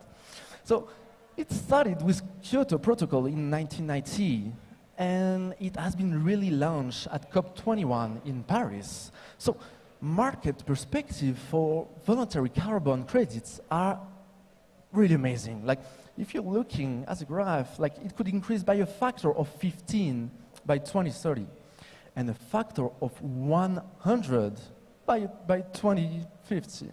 And this study from McKinsey also states that there is they expect a huge difference between offer and demands. And this is why it's going to result in very high prices. Some people might argue, okay, carbon credit is greenwashing, but you need to reduce your consumption of meats, of goods, and so on, but you cannot reduce everything. You need to eat. You need to take transportation sometimes, try to avoid too many flights. You need to buy a phone, computer, and so you cannot reduce all your consumption, so you need to compensate. Don't forget, reduce what you can, offset what you can't. So, just to finish this, I would like to talk about a TED Talks, really great TED Talks, which is called The Single Biggest Reason Why Startups Succeed by Bill Gross. 6 minutes, straight to the point, no blah blah. So really a really great TED Talks to watch. So he's looking at the major factor of success for startups. And he found out that idea, funding, business model are really important factor. More important would be team and execution. But what matters the most is timing. He even argues that Airbnb and Uber wouldn't be so successful if it was not because of a crisis of the subprimes, pushing people to look for additional revenue. So I truly believe that startup is the best form of organization to make the world a better place. And I truly believe we can do that. And today, I truly believe you understand that this is the perfect timing for regenerative agriculture. So now, it's up to you to find the other 4 key factors of success. Thank you for your attention, and feel free to shoot any questions. Well done, Ben. Thank you so much. I love the fact that you put so many images that make so much sense. It's just so easy to understand what we can do. Thanks, bro. That's wild. Any questions over here? I have one. I saw a hand at the back over there. I don't know if he's waving or scratching his beard. Scratching his beard. Questions? Aha, voila, over here. Maybe you can, thanks for the presentation. I think it was really insightful and interesting. I guess you're providing solutions to mitigate for that. Can you walk us through some of those solutions and what we can effectively do to improve? Yes, definitely. So what we do at Centigreen, we have built some protocols from soil amendments Ben, put the mic over here. Yeah. Okay. Thanks. So what we're doing at Centigreen, we have built some protocol from soil amendments to combination of trees, monitoring by satellite and so on, to cultivate deserts to create plantation. So then we're going to secure some offsetters, such as food manufacturers as well as carbon credit buyers. And we want to franchise this model to make it accessible to everyone. Meaning, like, we've been cultivating some hectares in desert. We had great success. We did 4 years of R&D. But we realized that we're not going to be able to do everything by ourselves. So what we want to do, we want to franchise what we've been able to do so far and to apply it in many desertic regions. Just for your information, deserts represent 1/3 on surface on Earth. So there is a lot of work to do, and I'm pretty sure we're in good timing to do so. Nice. Super clear. Any other question? No. Let's give Benjamin a hand for his presentation. Thank you so much, good sir. I will take this, thank you. Okay, so we're gonna go into a panel, but before we do that, we're gonna do our stretch, as is usual. I'm just gonna change it up a little bit. Could everyone please get a partner? Partner, just pick anyone. Pick anyone. You don't have to stand, just pick a partner.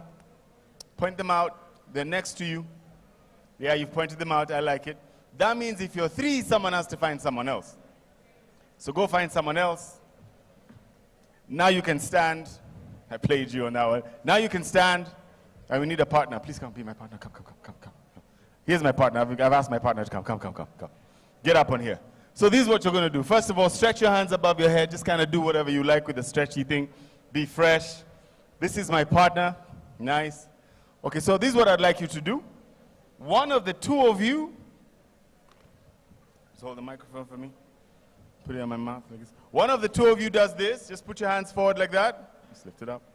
Yes, like this, straight. One of the 2 of you, right? All right, now watch what I do with my hands. Okay, you see that? So your hands are like this. Turn them over. Put your fingers in. So it's one of the 2 of you, not all 3 of you. There's a group over there that's not paying attention to the teacher.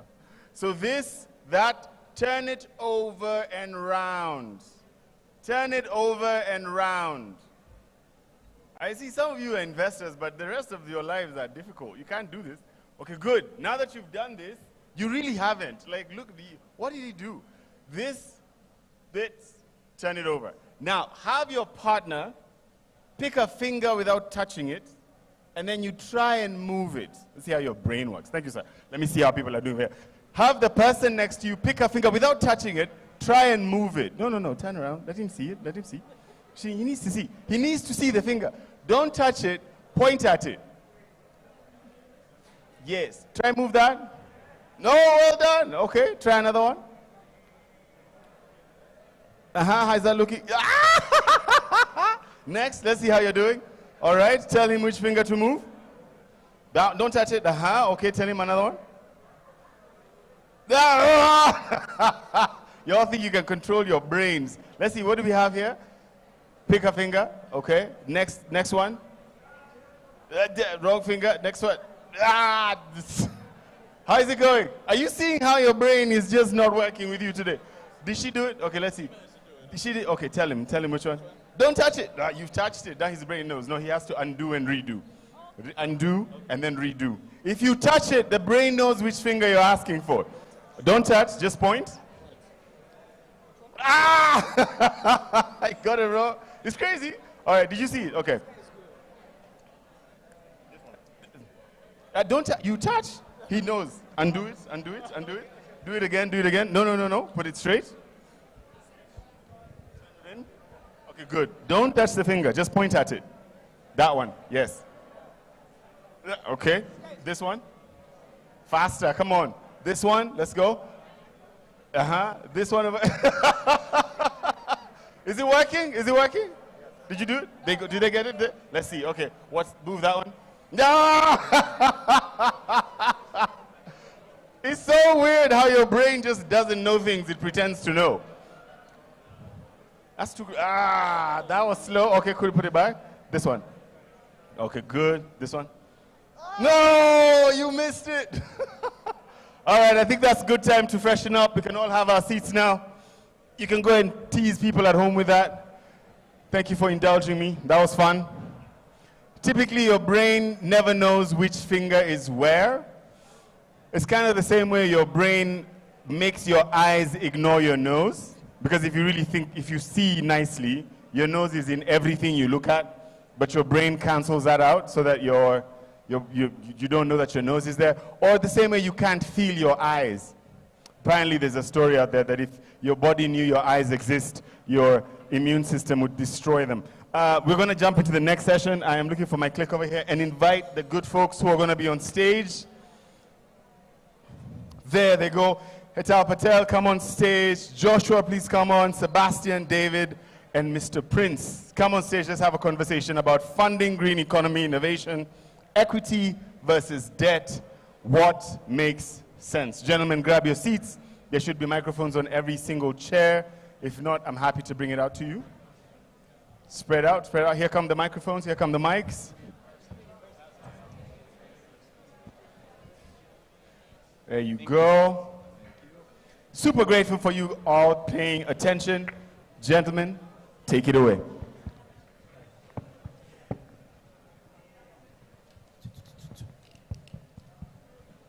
Is it on? No?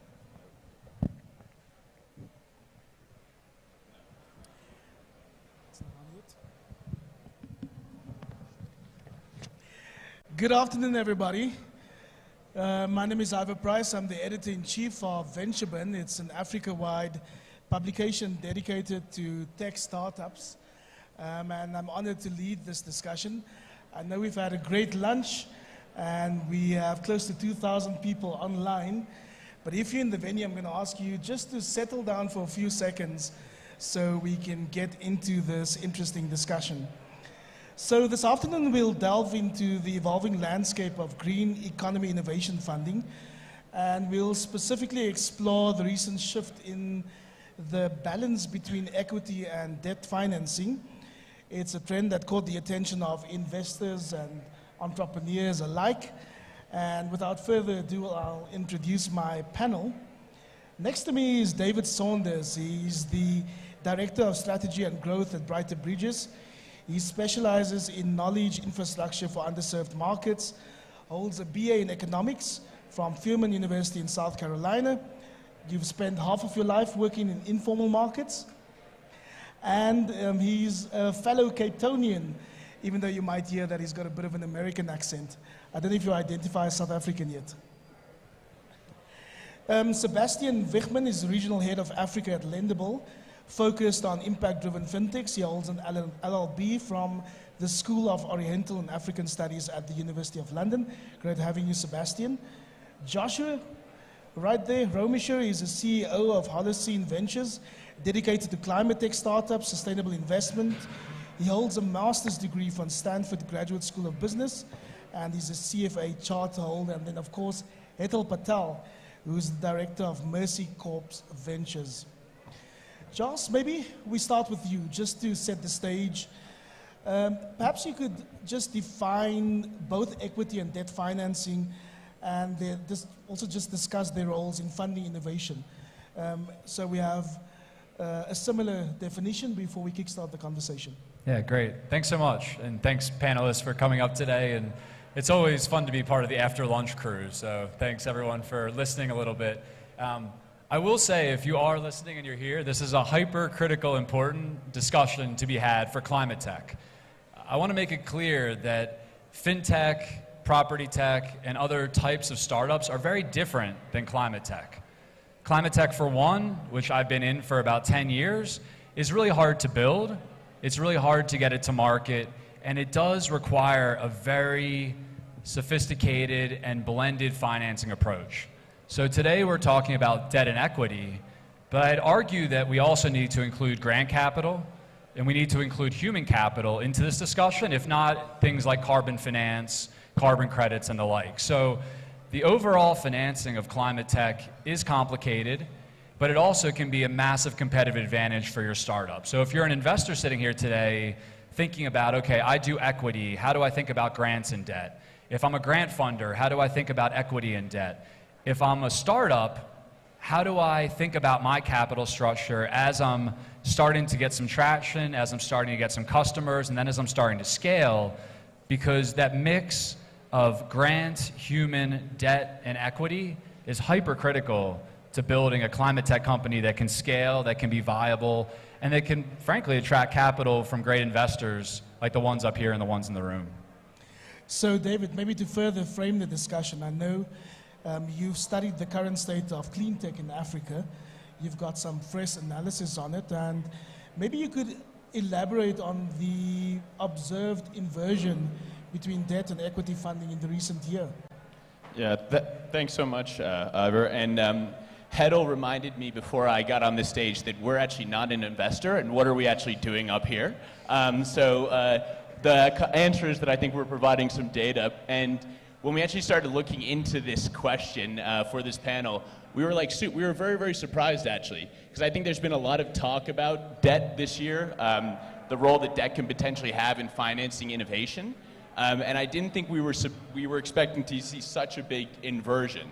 So first, just in terms of clean tech, I mean, I think everybody's here because it's Africa Climate Week. This is an increasing focus in the continent, but the numbers are also seeing a bit of a pivoting around clean tech and climate tech in particular. So we just released our H1 report from Brighter Bridges, where we actually saw that the biggest increase in funding from H1 2022 to H1 2023 was in clean tech. It grew from over $400 million to over $500 million. So this is at the same time when we're starting to see a bit of a decrease in other sectors. One that's really led the way over the last decade was fintech. That fell from $1.2 billion to over $800 million. So it's still leading the way. It's still a big player, but we are starting to see that subtle shift. And I think we're increasingly seeing more and more funders, more and more types of investors getting interested in this space. So then what we said is, okay, so where is this funding coming from? We're all aware that it's been a pretty tough year. And I think what we were super surprised by was how much of a role debt is playing. So debt accounted for 80% of that funding to clean tech startups this year, compared to 20% of equity. That's a complete inversion from last year, where we saw 70% of the funding into clean tech from equity and 30% from debt. And we've even seen this showing up in the number of deals as well. So the number of equity deals in clean tech fell from 44 to 16. That's just, that's quite a big drop-off we've seen. We're only halfway through the year, so hopefully we'll see some more funding in the remainder. But debt's actually already increased. So we're seeing more debt deals by this time this year than we saw all of last year. But as we were prepping yesterday, Seb asked me to look a little bit more into this because he thought that this was maybe missing one of the major stories here, which that this is really being driven by a very small number of deals. 75% of that funding went into 2 mega deals in solar energy, Encopa and SumKing.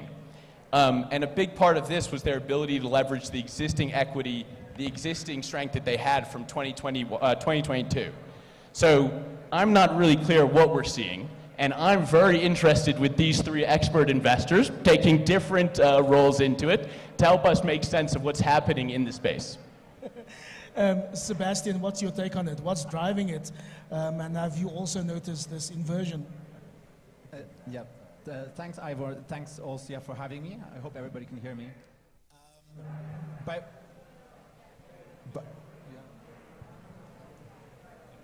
My voice, I'm very loud.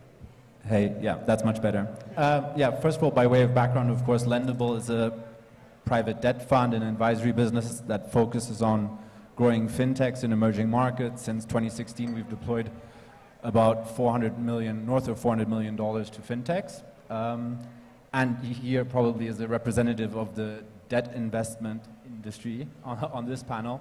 So yeah, first of all, I guess, as you already mentioned, I think the data from earlier this year is obviously heavily skewed because of those two major deals to Sun King and Mkopa, which were what, $330 million. But yeah, I mean, taking a step back again, just Josh, you know, when we're talking about debt, you know, for funding innovation, I think as a debt investor in general, and I think these Mkopa and Sun King deals also show that, is that as a debt investor, you want to see track record, you want to see cash flows that you can understand, the type of transaction. And of course, this has taken a long time for the pay-as-you-go industry as well to develop. I mean, they've been, you know, many of these companies started in the early 2010s, and it took them till 2015, 2016 to have any type of sizable facilities, because debt is not naturally the form of capital that you look for when you're thinking about innovation. Debt investors are risk averse. We want to see track record. But of course, once you've actually developed a successful product, can show positive unit economics, etc., then of course debt is very useful to scale the innovative product. And yeah, so so of course, you know, these two transactions show that the market is very familiar with receivables-backed financing, which is a very similar structure to what you have in the fintech space, but is not necessarily a solution for every business in the climate tech space. So Hetal, moments ago when we were chatting offline, you mentioned that a balance was needed between equity and debt financing, and I'm wondering if you have practical examples of how this balance has played out in scaling up sustainable businesses in your portfolio. We're getting to, can you hear me? Okay. Yeah, we're getting to practical examples where people are able to start unlocking some debt to be able to test, especially when you're talking about testing new products or markets without taking on equity, which is quite expensive, and founders at a certain point don't necessarily want to take it on that early. But I'm going to take a step back. One, I fully agree. I think we need a lot more robust debt and grant market. Then we need the grant givers, if you're out there and hopefully listening, to update your game a bit and understand how and what to deploy and how quickly to deploy. I'm speaking from the founders, all right, who are here, so please don't punish me. But I think we need to all kind of update our game for climate tech. I will agree with this very esteemed gentleman from my left, or disagree, sorry, a little bit, that I think climate tech and deep climate tech are going to be difficult. And I'm kind of on this tear lately that we have to be realistic to the founders about what can be built when we are not built the infrastructure around it. There are no exit markets right now. So it's hard to have a lot of it. We don't have the track record, so we need to find grant givers or others who are going to take on debt at a higher risk, right, before they can get to 7 lendable. We need other pieces in terms of technology or research, which are not here yet. So when we start expecting deep tech, what do we really mean? Versus, and I think we should strive for it. I would invest in it. If you show me something tomorrow, I'll take it. And I'd love to be in a cool business model, but I think we also have to be really honest with, so what does it mean then when we're talking about climate tech? How do we think about it in food systems, which is going to be a big piece of a climate solution on the continent? How do we think about it in other climate smart or precision solutions, let's say in agriculture? I don't know where Amira is, but she just wowed me earlier today because they're doing precision ag and irrigation. But in the end, again, self-admitted, the first 3 years, they're working with research institutions in France and others to test it out. So I think we have to be realistic to the founders, else we're putting all the risk on them. It's like we did 10 years ago with smallholder farmers and saying that, you take the loans and there's nothing else there, and then why aren't you profitable? It's like, I think this is up to the ecosystem to kind of step up their game. A challenge there, Josh, for us to level up. It's clear that debt plays quite a significant role, particularly in the later stages. Maybe your feedback on what you've heard so far? Yeah, no, I think it's a great comment. And I think it's super important to break down climate tech into different spaces as well, right? So, for instance, we have Wild Bio here today. So Paul is doing deep tech. He's trying to build an immortalized cell line and cultivated meat from rare, unique African species. That's deep. That is like Global North, lots of funding sort of thing. You have Jesse from Mozi Mobility right here, being my cameraman for a second. Thank you, Jesse, who's building e-mobility in Kenya. So again, asset heavy, funding a Boda driver. So you B2C, rural, low income, asset heavy, tough business model. And then if we had Zimmy, so Zimmy is one of our investments down in South Africa, which is more B2B, commercial, urban, a little bit of hardware, a lot of software. It looks more like Europe to a certain point, like the way you would think of that business model. So even within climate tech, now we have 3 very different types of funding needs: time to get to market, time to sell something, ability to raise debt. So it's super important to get out of climate tech and to start getting into the granularity of different business models and how we utilize certain types of capital for those business models.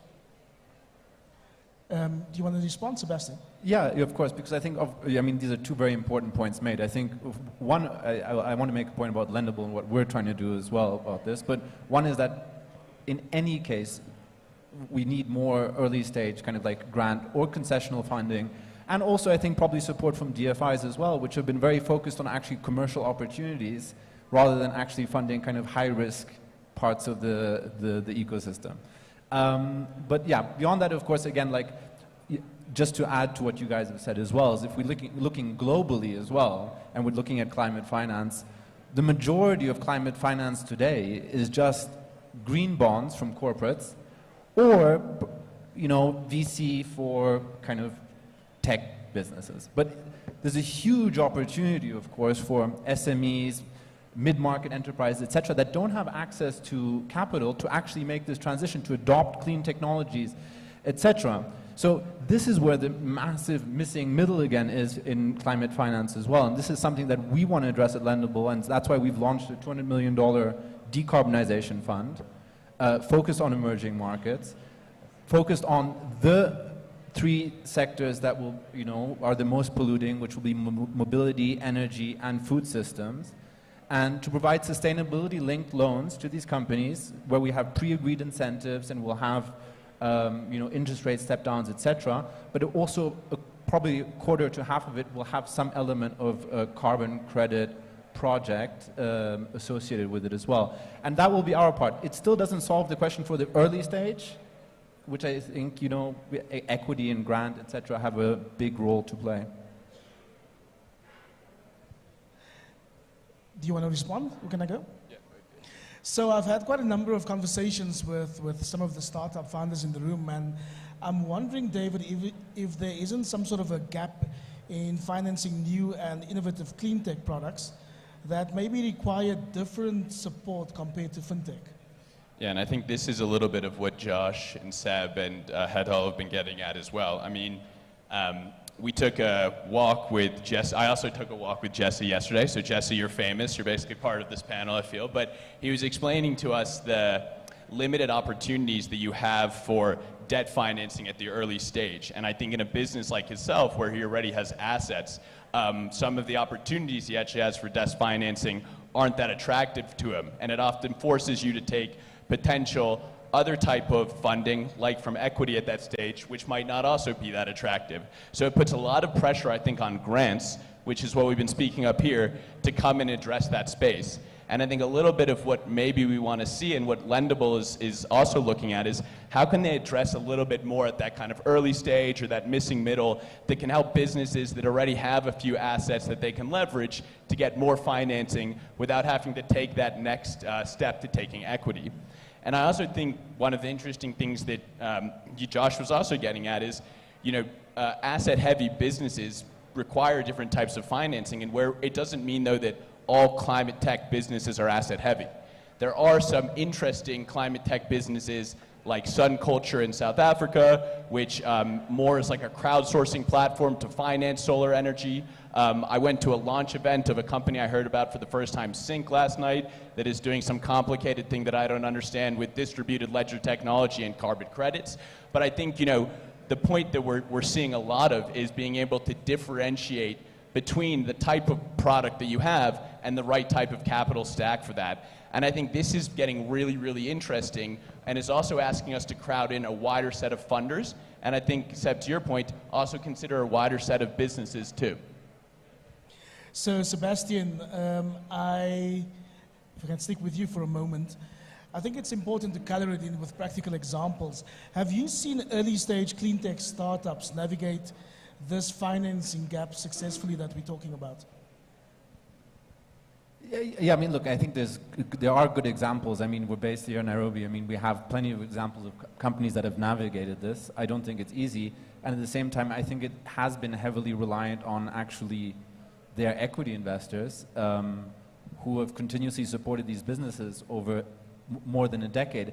And again, I don't think every business can actually achieve that. I think from my point of view, of course, as a debt provider, I always think there should be a bit more emphasis on being commercial, controlling cost, etc., and having more sensible commercial approach to your business. But yeah, I think, look, I think in this, particularly in the African context, it's always a combination of all of the above, really. I think, I mean, I'm very happy to see that, for example, the debt landscape has changed a lot over the past 5 years that I've been at Lendable. I've seen the Kenyan startup ecosystem since 2010 develop a lot. So I'm very, yeah, I think there's plenty of examples. I mean, we have them here in Nairobi, you know, so I'm sure Hetal has some good examples as well. Would you like to share it all? I know you've got a specific interest in adaptive ag, food systems, climate smart solutions, inclusive fintech. Yeah, I mean, you know, we have a couple of portfolio companies that just actually secured debt from DFIs that is well, not concessionary, but cheaper, and that will let them test new markets and be able to really test kind of another level of technology. I do think that the gap that I'm seeing more is not when you get to that stage, it's still the earlier stage, like Seth was just saying. And I think there, the capital providers are not as nimble as we needed, grant or debt, and I think for different reasons. We can understand that for debt, they may not see enough track record, et cetera. So then what's the solution? We have to have an open conversation on what that could be. What do people need to see? Can they have some first loss that comes in from someone else? We can get into all kinds of design, right? But I think these are the things that we need to start thinking about, having conversation with. We're sitting with funders and who are thinking about like blended finance or first loss. It's like, okay, would you do that for a debt provider? Then it's up to us investors to make sure that our early stage investments are disciplined and are tracking their financials well, and so they can go to these people and really unlock that debt quickly, right? So I think a lot of people have different roles to play in that. But I will say, like, I think when you look for examples, if you go pre-Series A, they become less and less. It's tough. And then you start getting to grants, and even that's tough. The grant cycles are long. So I don't want to just say like, that, yes, Nairobi is an unbelievable, and the content is becoming an unbelievable dynamic ecosystem, but we do want to, there are areas of improvement, as one would say in OKRs. Can I just double click on the comments there? Because if we start to get deeper into that early stage, so what does that look like? And I think we do need to start having some panels on the best kind of funding to bring into your early stage company is sales. So revenue. And I know it's hard, but I always come back to the idea that as a startup, when you solve a hard problem, when you really understand a customer problem and you sell them a product, that's the most critical thing in your business. If you do that, and you do it with some level of traction and some level of fidelity, the equity will come, the debt will come, things will come. So at the early stages in this kind of bootstrapped, like, and as founders, yeah, you got to throw some money in or you have to put your time in. The two most important pieces of capital, I think, before you actually take investor money, which everyone should remember is a big deal. Like looking someone in the eye and saying, I'm going to take some money from you and do my best to make it valuable is really important, are sales, or at least some level of customer traction, and I think human capital. So at Holocene, we throw, I mean, our portfolio companies can attest, a little bit of cash and a lot of hard work with our companies. I know Delta 40's here, Catalyst is supporting the event today. The most active early stage investors in Africa at this point are venture builders and studios. That's because human capital is necessary. So I want to put it back and say, before you go ask these guys for debt or for equity, sell a product and get some support from some human capital providers. And ideally, grants can assist that as well. And I'll just add to that. I mean, that is actually literally our approach as an early stage investor. We know that we'll have to, we should, not have to. It's the right thing to do is to have an infrastructure around our portfolio companies on a variety of areas that one may need. And the earlier you go, the earlier it's around customer insights, around product, especially if you're going to deep tech or climate tech, right? So Aisha and I were just talking about that just seconds ago before this panel. It's like, I think this is the areas where investors or equity investors can take on some. Of course, that means then you look at the unit economics of a fund, especially when you, this is weird, right? That's hard, and then that's why you have to go to LPs and others and train them that we actually, to really build sustainable, scalable, and give the support, we're going to need more money than just what VC economics showed in America, right? And this is a hard conversation that is starting to happen on the corners of these places, but it's not happening in the middle, which is where we need to happen. David, I'm trying to read your face. I'm not sure if you agree or disagree. What's happening? No, I had this question. So I've been at 6 or 7 workshops this year where we've been talking about some of climate tech or ag tech or even ocean technologies, and in most of those workshops, the early stage venture builders, the startups have said the VC model is not appropriate. And I think part of the reason that we're having this discussion is because we're starting to look at other type of models that are more appropriate within the climate tech, ag tech, blue tech, harder kind of spaces. And I'm wondering, well then, what is the role of venture capital in that space? And does it have a role to play, and where does it fit in? I'd be really keen to hear from you guys on that as well. I think Hetel and Josh, where you guys have had quite a bit of kind of exposure to that. Who wants to go first, Hetel? Sure. You're setting me up to be New York cynical. No, I firmly believe venture capital does have a role. I also believe that the hype of venture capital over the last 5 years, especially on the continent, distorted what it is as an investment tool. It is a high-risk investment tool for innovative, high-risk testing of business models, scalable business models. It does not need to be the only investment tool. It should not be the only investment tool that helps us build our communities in the global south. If that's what we think, then we are failing ourselves and founders in the communities and in the ecosystems and the places we want to build. We need to have other tools, which includes debt, et cetera. I think we need tons of low PE, like small investor PE, where local money can come in and invest in local businesses that'll have maybe in a year or two they'll be EBITDA positive, start paying you back, et cetera, right? We need all these tools. So I think VC's role, to me, going back to your question, is that it can take on what could scale that could be a higher risk. So when you start talking about climate, deep tech, those are areas that I think small cap PE, what I just described, will not take on, right? Because they may not see a return ever, or at least for 6 or 7 or 8 years. So I think it has this very specific role, but the hype of the Valley has brought all in, we all thought in the founders thought that's what it's supposed to be. And then we had our tourist VCs coming in, so people thought that is how it's gonna be. And now they're all gone and we're still here. So what are we gonna build? Josh, your take, and then Sebastian will come to you, and then we'll open the floor for questions. Yeah, I couldn't agree more. And remember, if you're an entrepreneur looking for VC capital, remember VCs have bosses as well.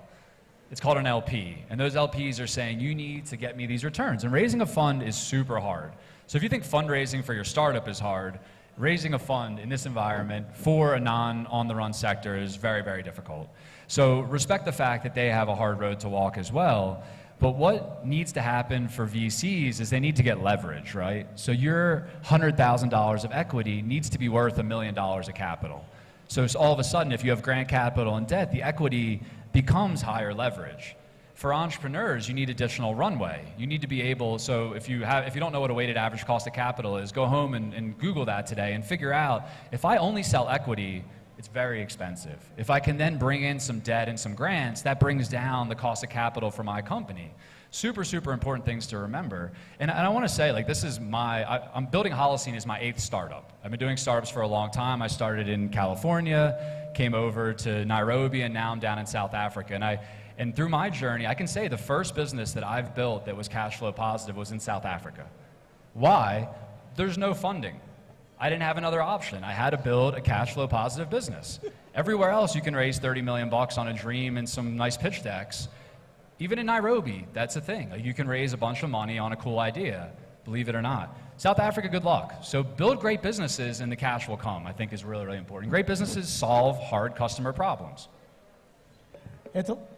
I was just going to say my colleague Natalie is here, who's going to be on the next panel, and can tell you about that for Latin America, which is, again, very similar and very different. And you have to get way more revenue positive and beta positive much earlier. Sebastian, before we go to questions, so it's clear we're dealing with an evolving funding landscape, changing role of internal financing, external financing, debt, equity financing. How does this impact green innovation in Africa? You know, if you had to flip, what's the effect of all of this change on green innovation in Africa?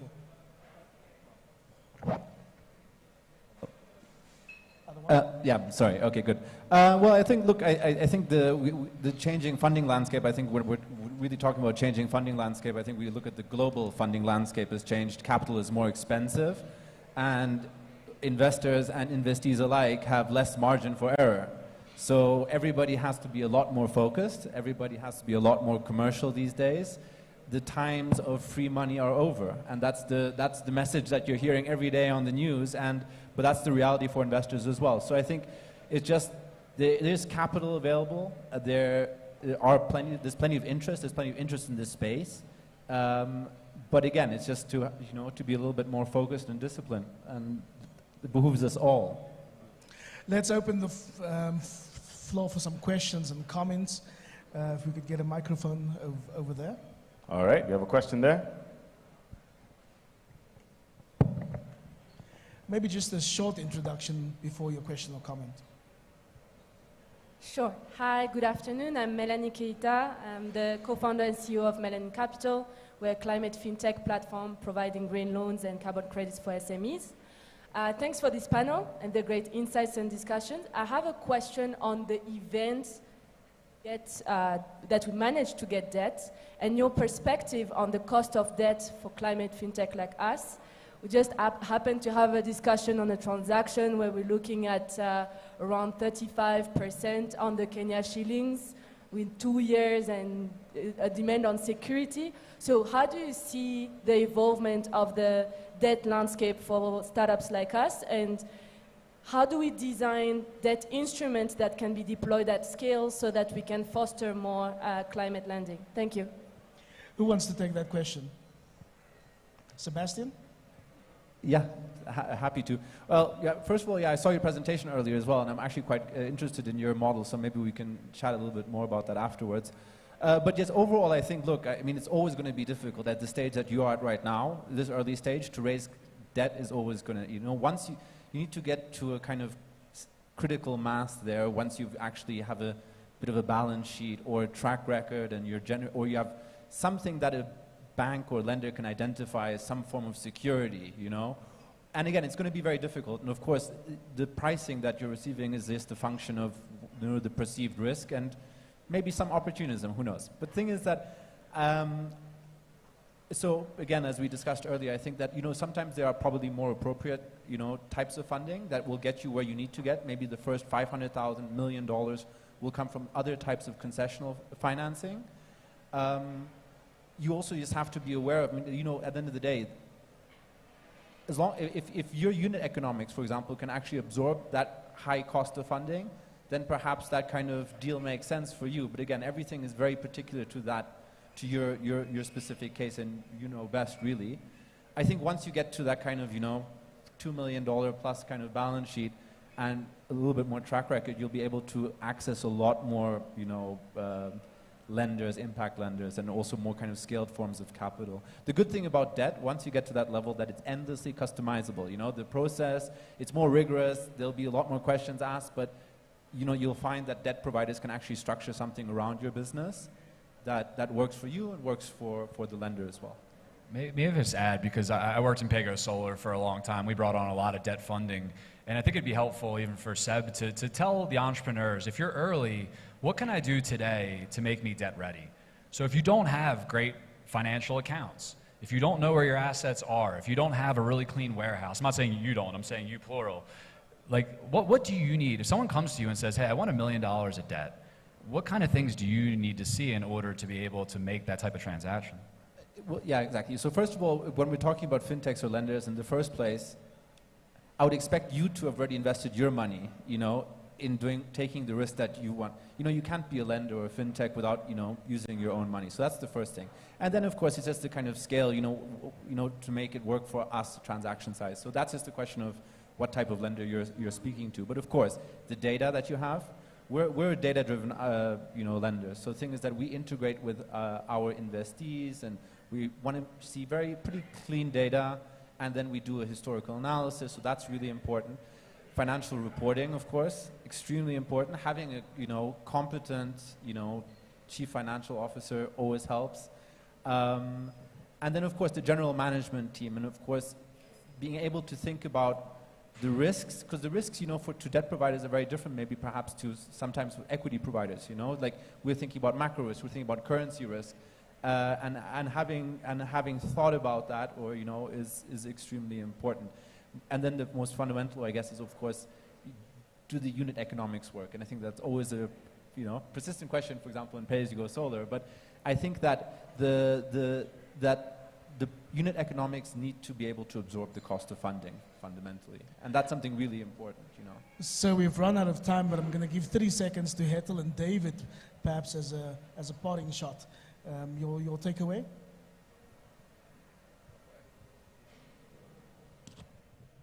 Yeah, I mean, I think it's really exciting, as Heddle was actually saying. I think he said it exactly earlier, which is this, if we're only relying on VC as the only instrument to build innovations in Africa, we're doing ourselves a disservice. And I think what would be amazing for this conference to continue to create space to invite other types of funding institutions and other types of businesses to start bridging this gap. Because I think it's not just about the capital stack within rounds, but it's across rounds, and looking at how we support and grow businesses, from the work that Josh and Venture Builders are doing with human capital, to the work that Seb and Co are doing in addressing financing at later stages or at the middle stage for debt financing, and the work that Heddle and organizations like himself are doing in terms of supporting with venture capital. And I think that's a really exciting space, and I don't think it's something we should see as a lost. I think it's something we should see as an opportunity with this downturn to really innovate on.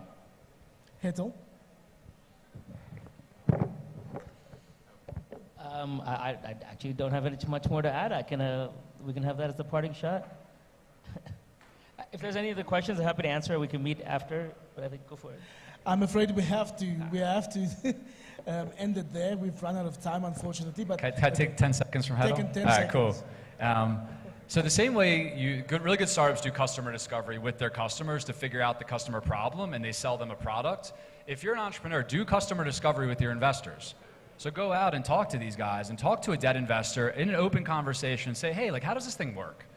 You don't have to always be on. How does this thing work? What does your equity returns look like? You're selling shares or selling products. Do customer discovery on both sides to understand how those teams work and think.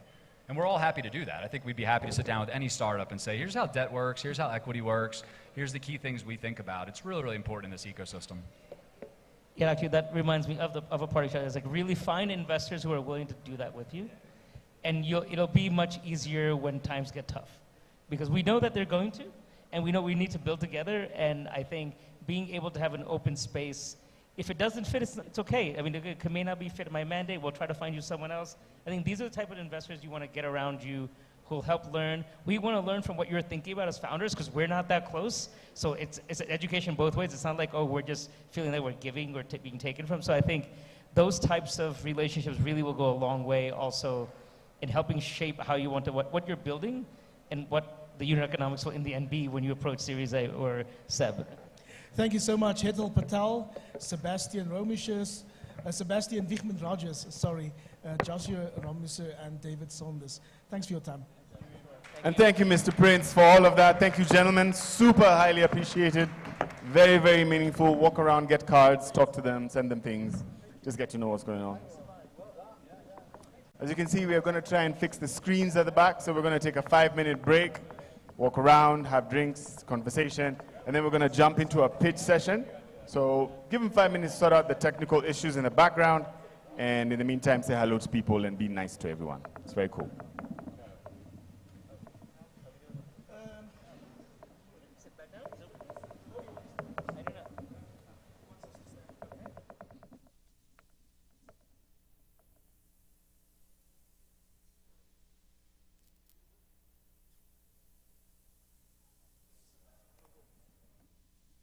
5 minutes became 5 seconds. We fixed it. So we're going to jump into the next session real quick.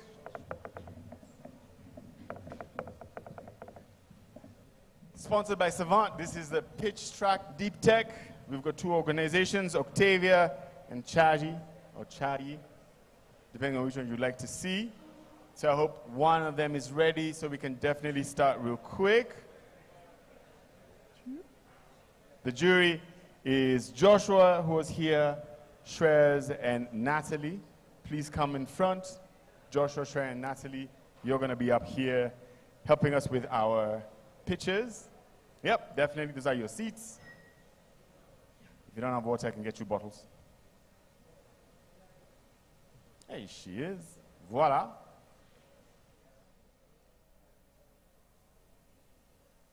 Shreyas. Wow, you ready? You ready? You ready? You ready? You ready? I think it's what, 5 minutes, right? Are you going to give me some signs? No, just give me like signs. Good afternoon, everyone. Hi, folks. Exciting to talk about deep tech and African deep tech that we're building here. Hi, everyone. Hi to our investors. I'm Martin. I'm the founder and CEO of Octavia Carbon, and we build low-cost direct air capture in Kenya.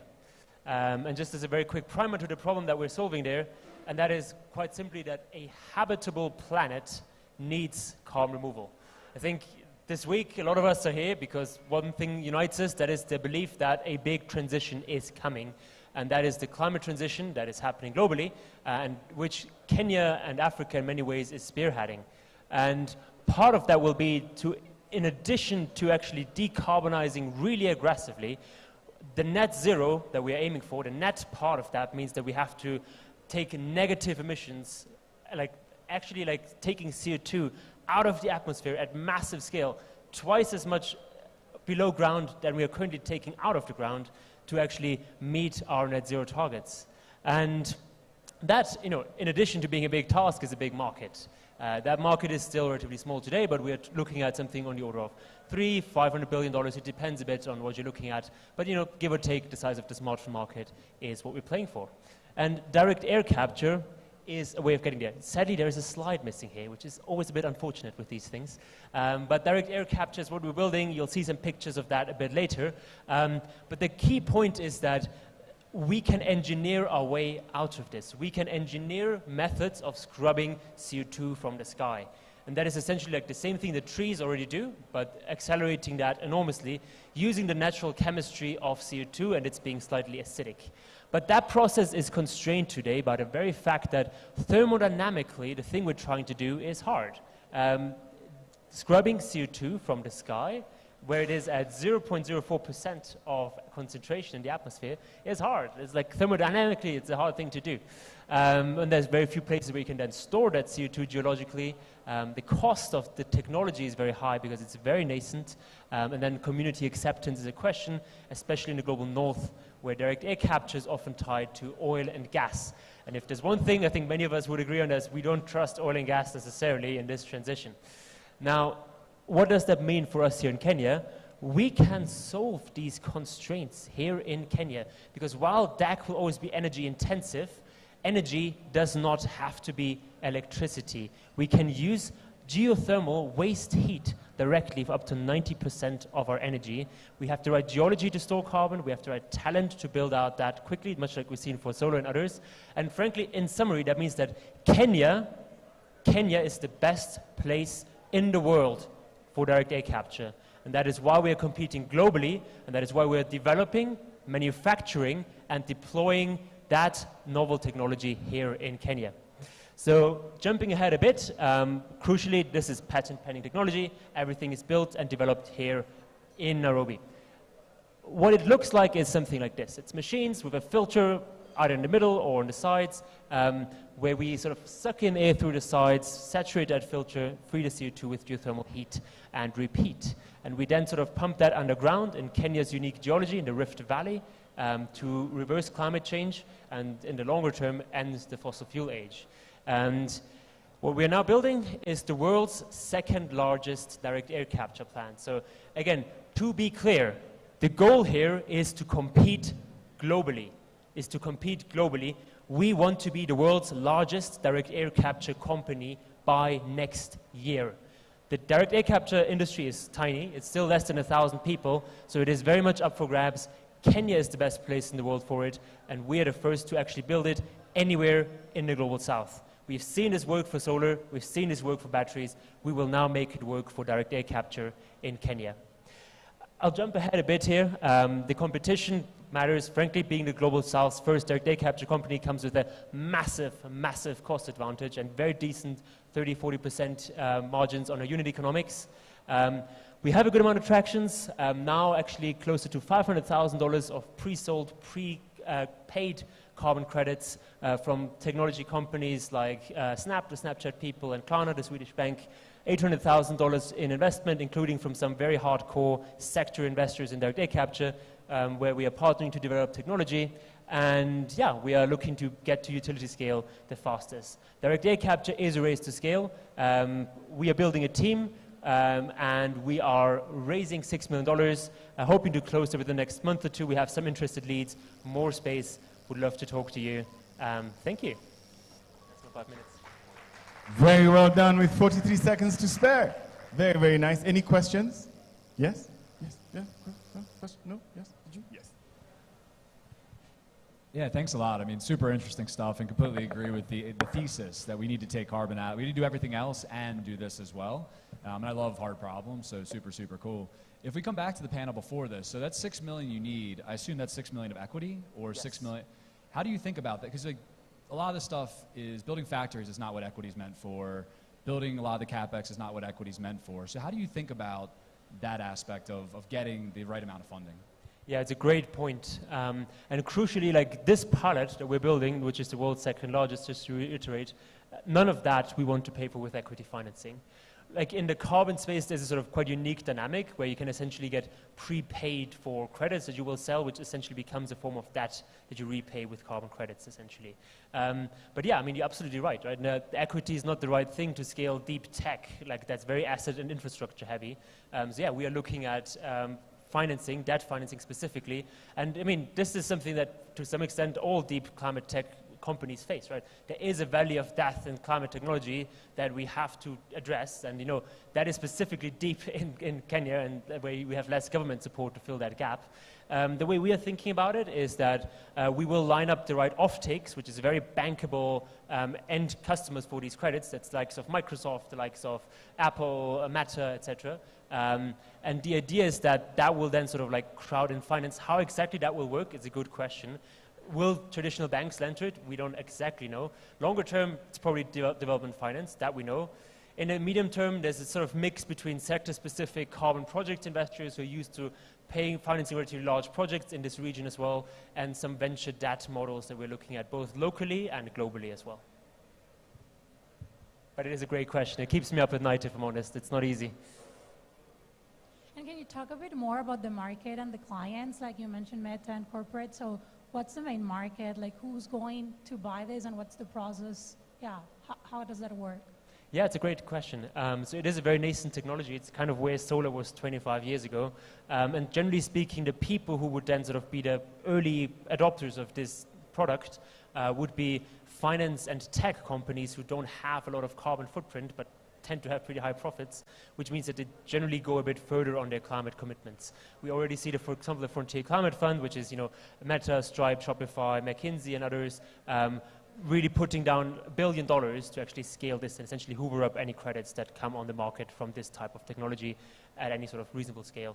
And we see a bunch of these advanced market commitments, for example, to really like create that market for this tech, because everyone knows the climate science is very clear that this has to exist. This has to come down in the cost curve really quickly. And so yeah, finance and tech corporates in the West generally are the customer profile, and we've already sold about $500,000 to them. Wonderful. Anyone else with a question? Question of the jury? Yeah, you're good? There, you have one. There you go. What is your balance between the energy need versus the carbon offset? So DAC is essentially a technology that is very sort of land efficient but energy intensive, as I said, right? The way we solve that is by using low-grade heat energy and developing a patent-pending technology around that too. So essentially, what you do is, you know, like we just use 400 kilowatt hours per ton of CO2.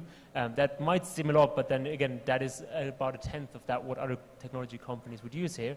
But the point is that 90% of that energy that we get as heat is dirt cheap. Like, you know, we are talking a cent per kilowatt hour or less, basically, which also gives us the very good unit economics that we have.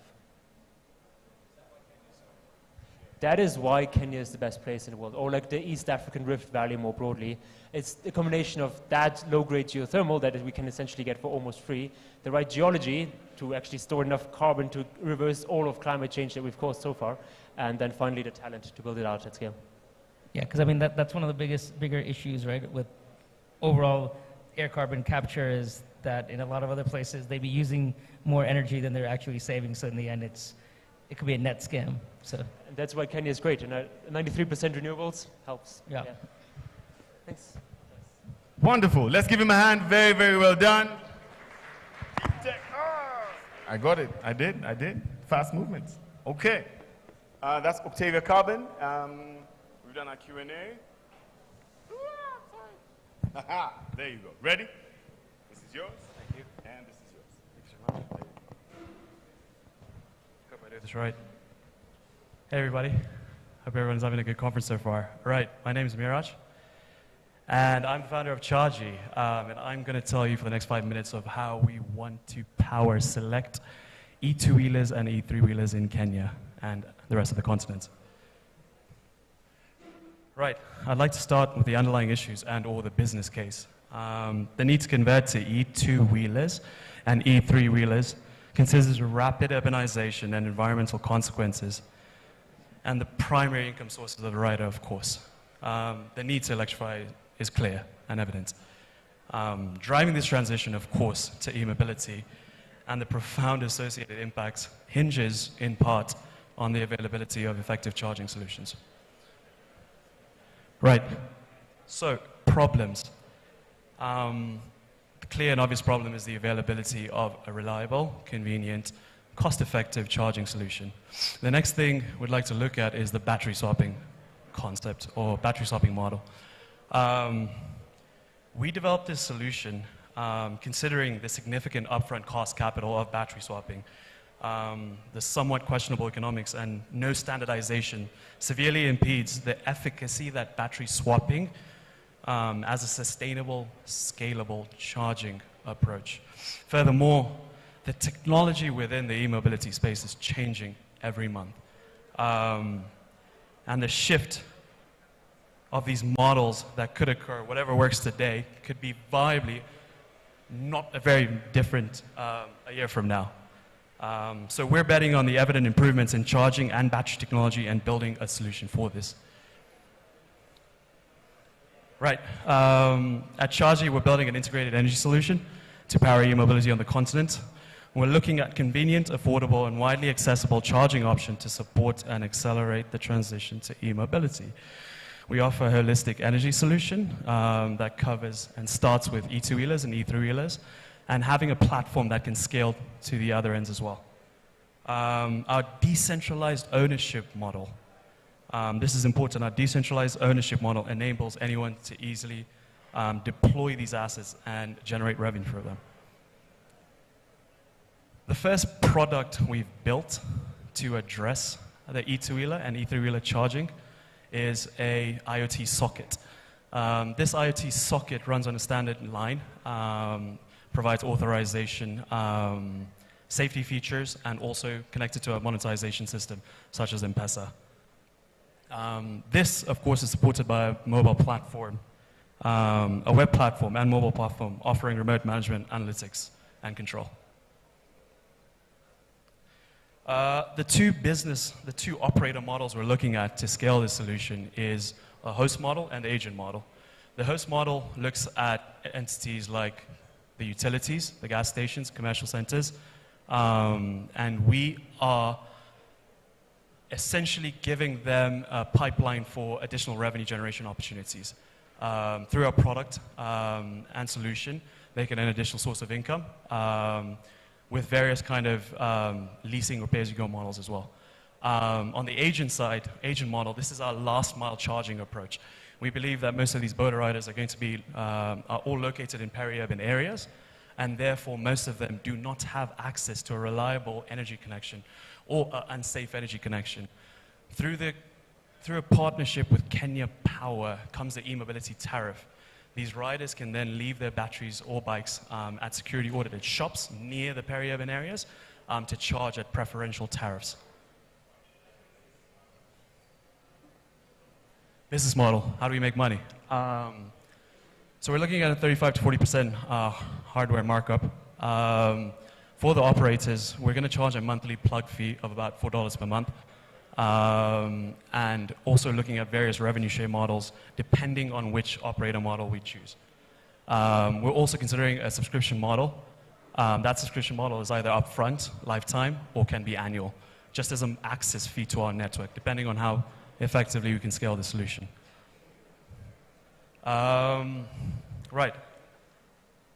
I think there's one more slide about impact that was left out. Beyond the obvious environmental impacts that are considered with this, we're looking at this approach as kind of a real potential opportunity to create a gender-inclusive case here. And there's two options to do that. Within the transport space, dominated by male riders, male servicemen, through the addition of a new value chain, now all of a sudden you can finally change that status quo and ensure that women are represented in the service, maintenance, management of this charging infrastructure. More importantly, the entrepreneurs that we will empower through the last mile charging solution at these small shops. We're targeting women entrepreneurs to host these solutions and earn a passive income from this as well. Right, I think now I'm able to get more questions from you guys since I finished off so early. Thank you.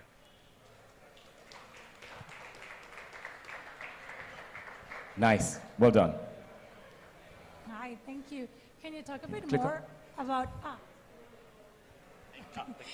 how do you acquire those vendors, because you're going to decentralize the network, so how are you going to make sure that these vendors are able to properly operate the hardware, the software, and so forth? So what's the strategy there? And also, I don't think you mentioned anything about traction, so what's your current stage? Do you have anything already working, pilot, MVP, something? Sure, so as far as customer acquisition and management goes, upon installation, the platform is entirely remote audit.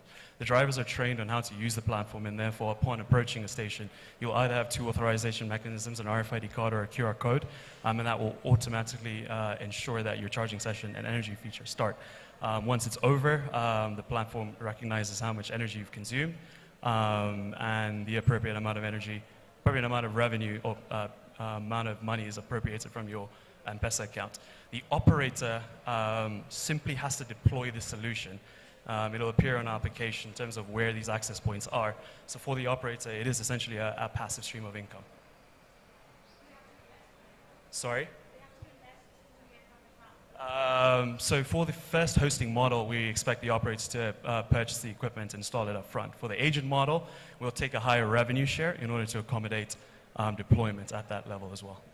As far as traction goes, we have prototyped this product about 4 months ago, have been testing in the market with various players, finally made the tweaks, and are ready to commercialize this product next month with various partners that we're looking to deploy with, both in the peri-urban, urban, and also rural settings as well.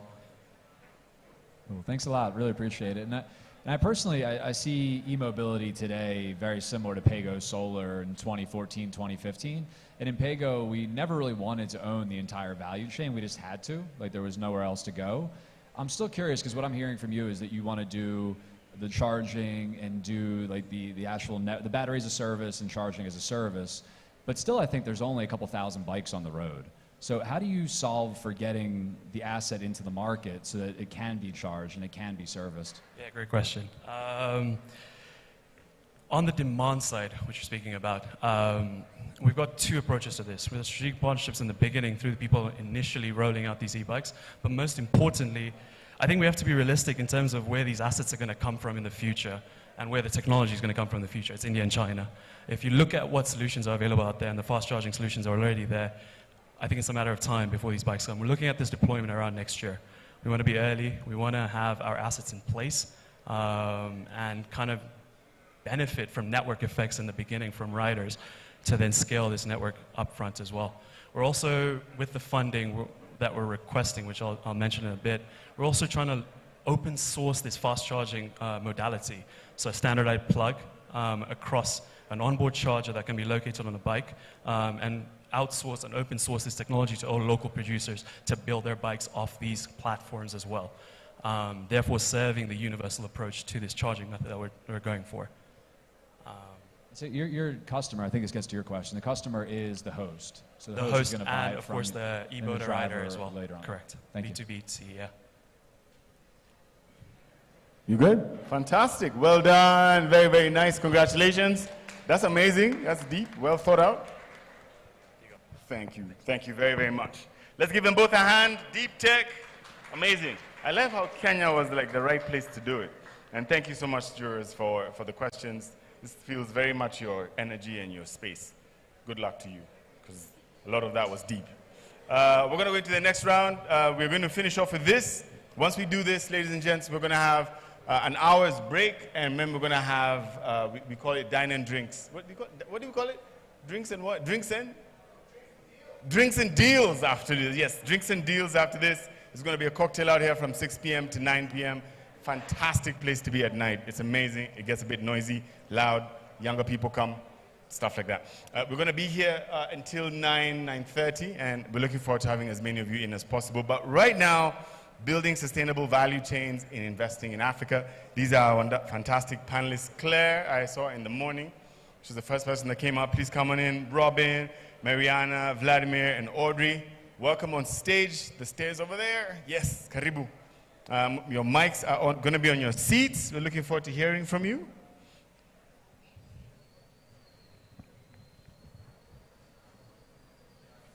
Grab a chair somewhere, and welcome to your panel.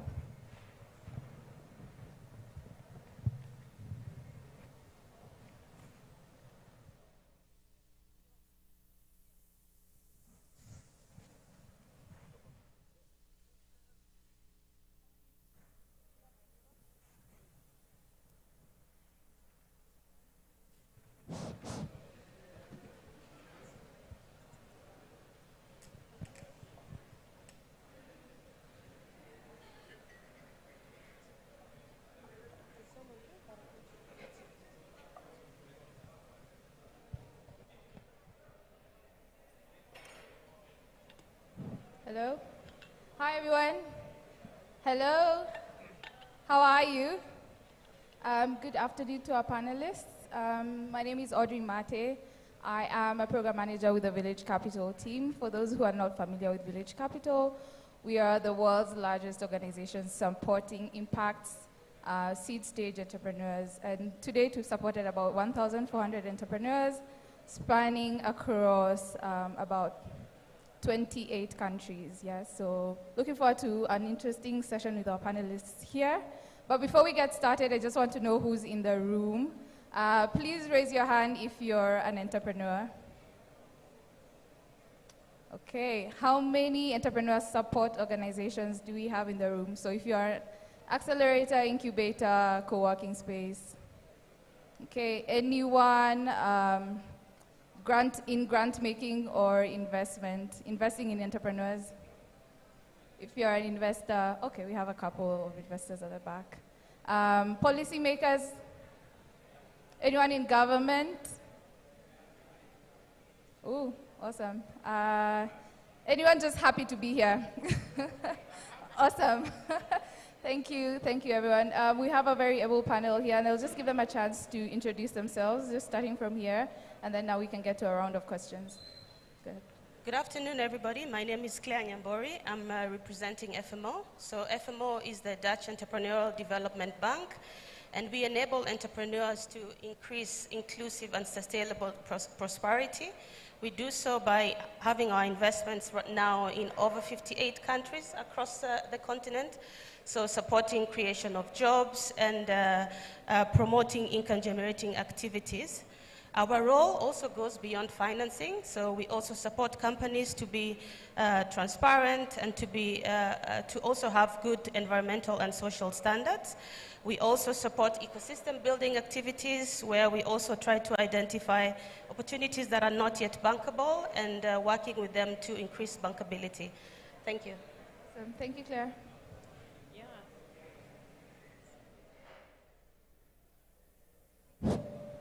Hi, I'm Robin McGuckin. I'm with P4G.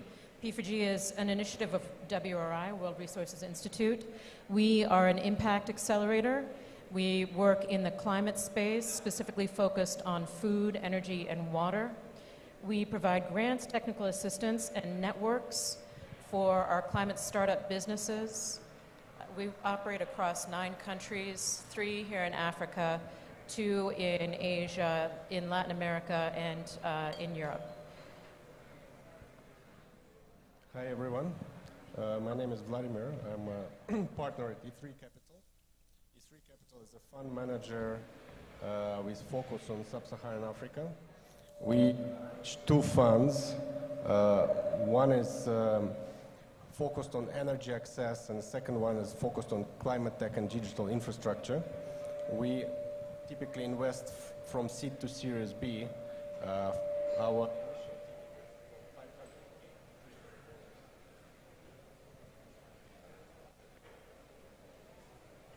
I'm sorry, your microphone is terrible. I will switch it for you. Here we go. Yep. Okay. So we invest from 500K to 3 million. That's our initial ticket. From seed to Series B, and we invest in any country of, we can invest in any country of sub-Saharan Africa. Good to be here with you. Hi, everybody. My name is Mariana Castro. I'm an investment associate at Edge Growth. Edge Growth is a South African fund manager. We manage 8 funds across which we deploy a variety of products, from working capital facilities to equity products to minority-owned businesses in South Africa. And currently, we're also raising a venture debt fund to invest in growth stage scale-ups across the African continent. So good to be here. Awesome. Thank you, everyone. I can see we are spanning across a couple of countries in Africa. And just as we get started with the panel questions, there's a report that recently came out last year in 2022 that touched on African companies actually having raised $860 million, right, in funding. And fintech, of course, was the first leading that, but we also have climate tech, which was coming in second, right? So with that, Mariana, I'd just like us to get us started with your question. So in terms of, like with the knowledge of, climate financing now taking a lead with, investors and, getting the attention of the investors, but risk adversity can sometimes lead investors to favor well-established companies, right? So sometimes they look aside from the earlier stage companies. So there are different types of business models in the climate space that require funding, many of which demonstrate different future growth trajectories. So how can businesses at different growth stages tap into funding opportunities with companies such as yours? Thank you. So I think, as I briefly mentioned, Edge is what we call a missing middle investor at its ethos. So the way that we've raised our 8 funds has been to allow corporates and institutional investors in South Africa to invest in businesses that might otherwise have trouble unlocking purely and traditional commercial capital, obviously in the hopes of ushering that in. So we've always been very sensitive to this question of how can we support different stages of business and also different profiles, right? So across our funds, we operate in a few different strategies and deploy a few different products, which allows us to invest both in more traditional SME type businesses as well as tech-enabled classic kind of startups that we might be discussing today.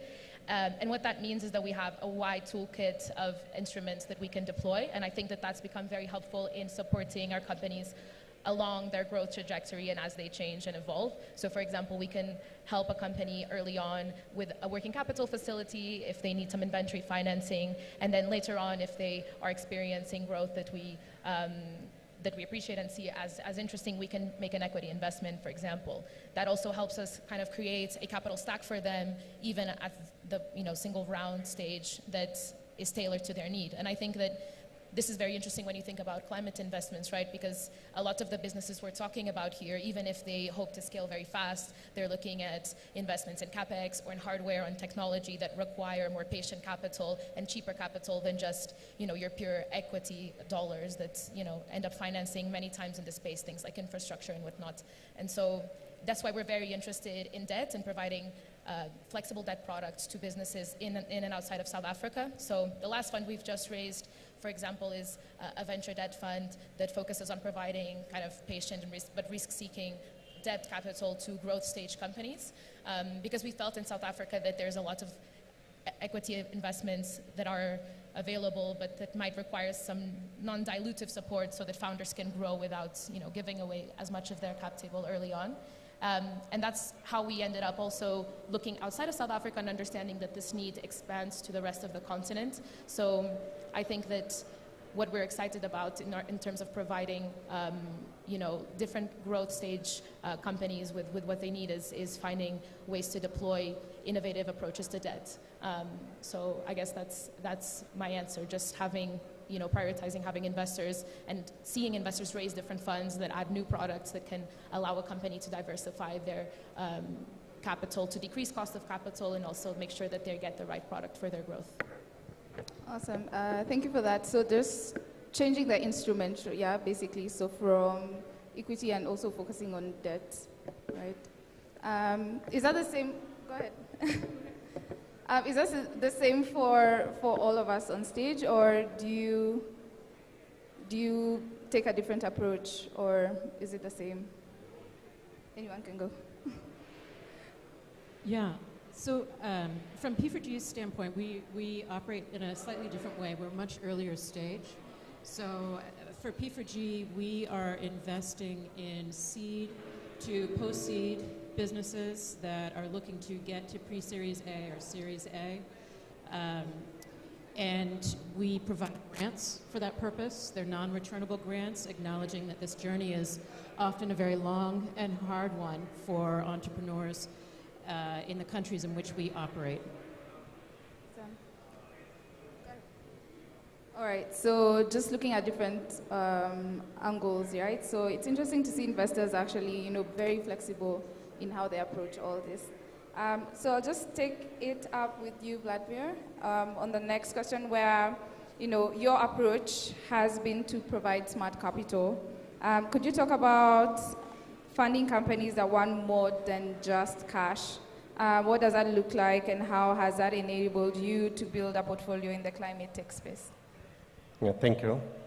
I think, so we are typically trying to invest in companies where we believe we can add value.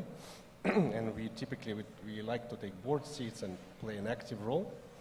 And then in terms of how we can help, I would say if you kind of take two extremes, there are two extremes in this ecosystem. Some startups are very good at doing business and let's say have a good product, and others are very good in fundraising. Then ideally you're somewhere in between, and then you have an ideal team, but it doesn't happen, so you're somewhere there. And so what we are trying to do is to see the potential, understand if you're in the right market, and then we are trying to help you plug those gaps. So we take one extreme, those companies with really good product, unit economics, but those who struggle to fundraise, there we we help them build the right processes, implement ESMS systems, bring right advisors, and connect them with the right people to do the fundraise. And also we do syndicate a lot of, let's say, debt capital from our own LPs.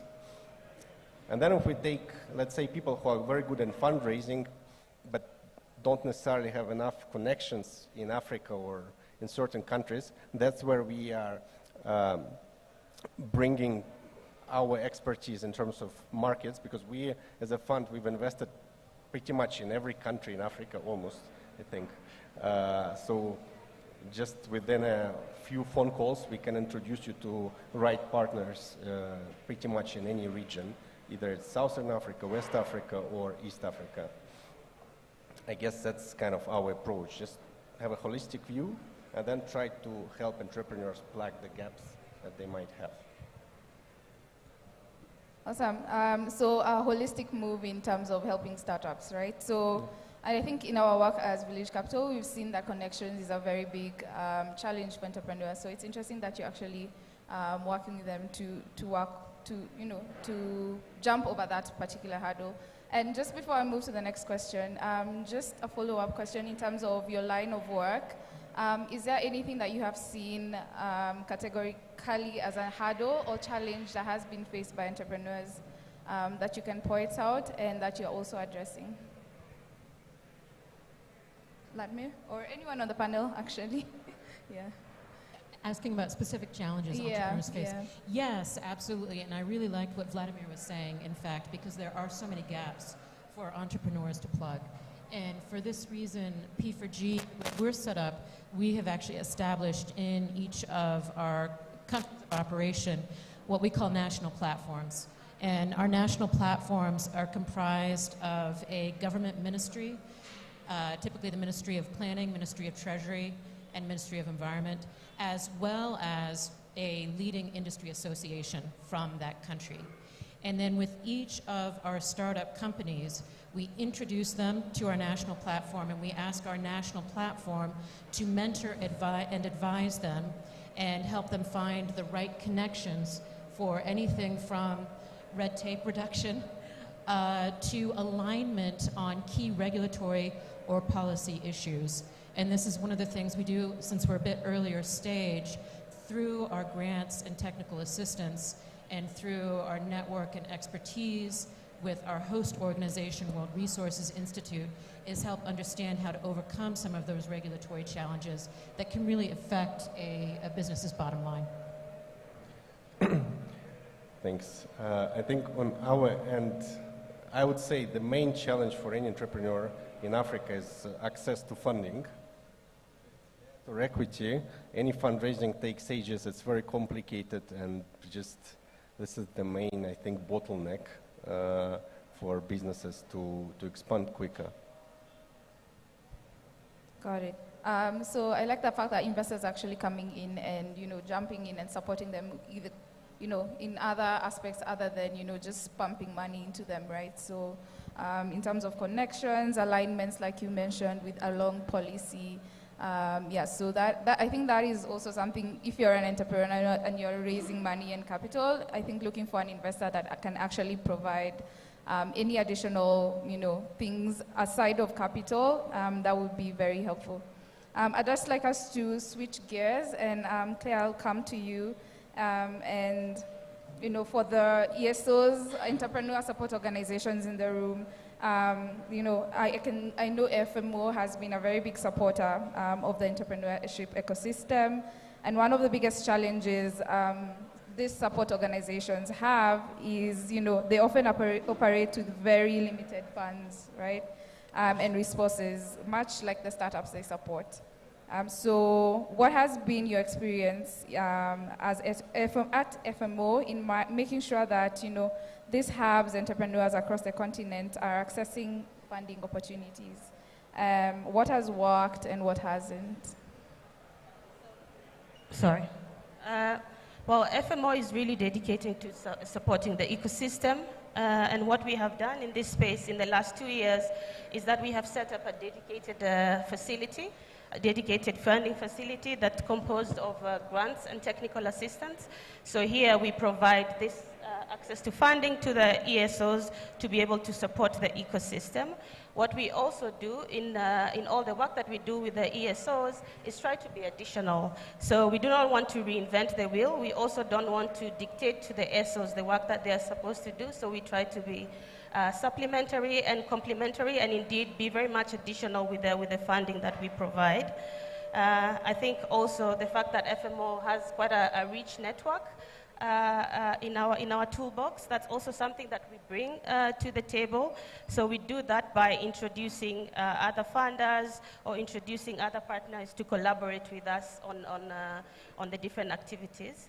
So in terms of the challenges that we have faced so far, one thing has been that in the beginning when we were starting up, we were spread too thin, and we quickly realized that we cannot do everything and that we needed to focus. So focus on sectors, focus on specific countries, and really double down on those before you scale.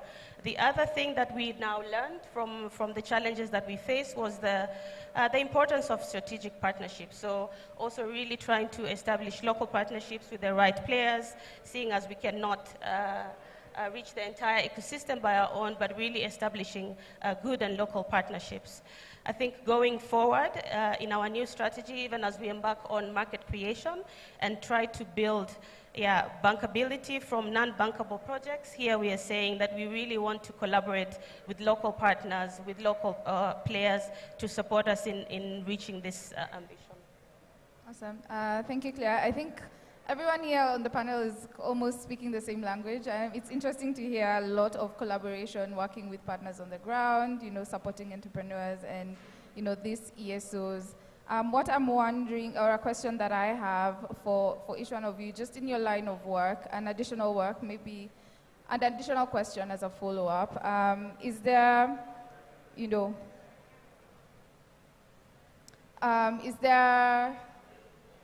do you have challenges when it comes to pipeline, for example? Is that an issue that you're finding? Because in our line of work as Village Capital, working with startups over the years, we've come to hear that startups actually complain that there's no one to invest in them. But again, when you're working with investors, because we have a large pool of investors also complain there's no pipeline. So is there a way you can, or you're working to bridge that particular gap, or is there a way that you've actually worked in the field to solve this particular challenge? And this can go to anyone on the panel. I mean, I think everybody has their own pipeline challenges depending on their theses, right? And especially the more risk-averse you are, conversely, like in this venture capital environment, the worse you're going to have it. But I do think that investors spend a lot of time and energy building worthwhile pipelines, but I wouldn't complain personally about the ecosystem myself. In my experience building pipeline, I find that across the limited kind of version of the continent that I've seen in my experience, that there has been a big effort by founders and by startups to provide like a clear view of what they're doing, and I've never really struggled to find opportunities. I think where then we talk about whether they're investable and they're aligned with your thesis and with what your IC and your fund is looking for is another thing. But I think the onus is definitely on both sides to make kind of the value proposition clear and where people can meet. And personally, I haven't found that this to be a bad environment to do that in. I think one of the problems in this ecosystem, there are too many, specialized funds. So every fund has too many limitations, and then entrepreneurs are not necessarily aware of these limitations. So when they come to a fund and then they realize, oh, actually, this doesn't work, I don't have that, and so it's not a mandate fit. So I think essentially once we have in this ecosystem more, I would say, like generalist funds with less limitations, with less restrictions, I think this will allow the funding kind of flow faster and smoother, and will make it easier for the entrepreneurs to fundraise. Got it. Anyone else would like to add? Okay, so I can move on to the next question. Sorry, just give me a minute. And I think this is for Robin. As someone who has many hats, I know you have a lot of experience working with the likes of USAID, World Bank, and UNDP, and now you're at P4G, advancing partnerships through facilitation, funding, and recognition.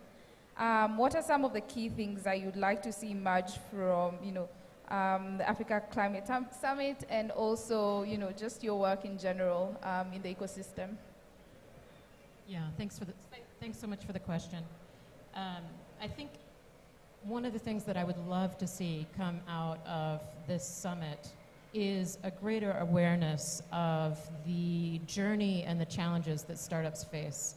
I think it's wonderful that we're all gathered here talking about this, but I'm not hearing the message so much at the summit dialogues.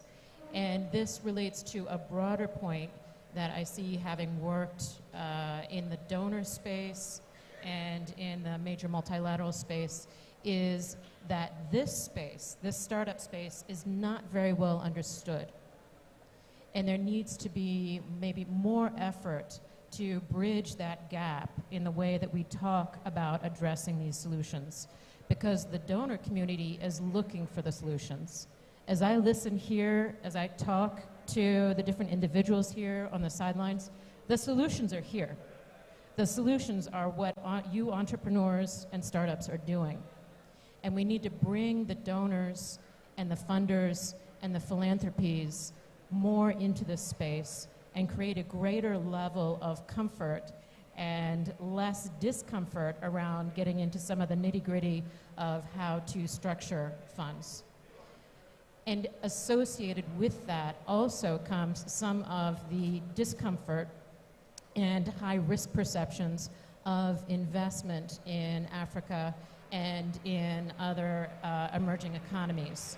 And some of that discomfort can only be bridged by having investors come and really dive into the ecosystem here and experience what you all are experiencing and learn from what you all are learning, and then understanding how to structure the finance accordingly. And going back to, I think, your comment, there's so much going on in this space. It feels like there needs to be more integration. There needs to be more effort, and there needs to be more integration across the space. Thanks so much, Robin. So integration and having the, the financiers actually on the ground and learning the, the realities on the ground. And with that, I'd just like to throw it back to the crowd and see if we have any questions. We have a few minutes for Q&A. Okay, see a hand shoot up there. Yeah, okay. Anyone else with a question? I can take a couple, and then we have one. You're going to answer them all at once? Okay. So we do a few questions. So here's one. Hi, my name is Hein. I'm from Arable Grow. My question is actually for Robin. We're from South Africa, and it's 100% what you said with that discomfort. We apply for so many grants, and there's so many tick boxes, and you get to the last one, and then you don't make it, and it's all these hoops you kind of have to jump through, experience that discomfort to get funding. Is it possible, or would you say it's worthwhile for startups to try and convince these funders, or do we then just wait until it becomes more of a conducive environment for funding? Yeah, so my initial response to that is never wait. Beg forgiveness, not permission. And I think that's, broadly speaking, the mantra of most startups. So never wait. Always look to get out there and have those dialogues, have those conversations, make those connections, and look to bridge that gap in understanding. And that is what we're trying to do at P4G, and be able to bring more resources from the donor community into this community. All right, other questions? I have one. Funds tend to, quote unquote, it's terrible to say this, but funds tend to move with the fad, right? 2 years ago, everybody was doing fintech in some way. 3-5 years ago, everyone was doing edtech and adtech. Now it's climate change for the next maybe 2-3 years. And then someone's going to come up, oh, and then there was AI like 3 minutes ago. It's just an ever-changing thing. Good businesses take, even just a startup takes 6 months to 2 years to put together. By the time you put something together, funders have moved. How does someone compensate for that? How does someone prepare for that? What do you do to mitigate that as a startup? Maybe I can answer that to Vlad's point, that I don't think that the onus is on startups for that. I think that this ever-changing market, in terms of fast, that I agree with your point on, is detrimental to startups, because I feel like if you're an investor, you've experienced at some point a startup that had an ask and a thesis a week, and then in a couple of weeks you've spoken to them and they've had to pivot it 3 which ways to fit an investor group that they think they're going to be able to secure. And I agree 100% with Vlad that I think that more and more it is on LPs actually, ultimately, to start seeing the value in a generalist fund and understanding impact through a different lens perhaps than, looking for these very specific mandated funds. So to your point, if you want to raise a fund nowadays, your best bet is probably to figure out where the DFIs are finding gaps in where they can invest. And if you identify a gap in agri-tech, as you said, that's probably your best bet, is to use somebody on your team that has 10 years experience doing some sort of agriculture project to just raise an ag fund. Whereas if maybe a little bit more leeway was given to funds, like we've seen a lot on the growth side, maybe on the more mature side, to just raise a fund that says we want to look at good businesses with good impact, with good ESMS practices, with employment prospects for growing their team. That will make it a lot easier for founders to actually build a business they want to build. So I would throw it back on the investor side. Yeah. I would say that if you want to be successful as an entrepreneur, you just need to focus on strong unit economics. And this is the backbone of any business. To give you an example, I think like maybe a few years ago, we had a boom in solar home system industry. There was so much money flowing in, and but unfortunately, many of these businesses disappeared because they were very quiet, because the unit economics not necessarily strong enough for those companies. But those who actually managed to build sustainable businesses with strong unit economics, they keep fundraising regardless of the cycle. And we see guys like Sun King, M-Copa, they're still there and they're quite successful. Well said. Question.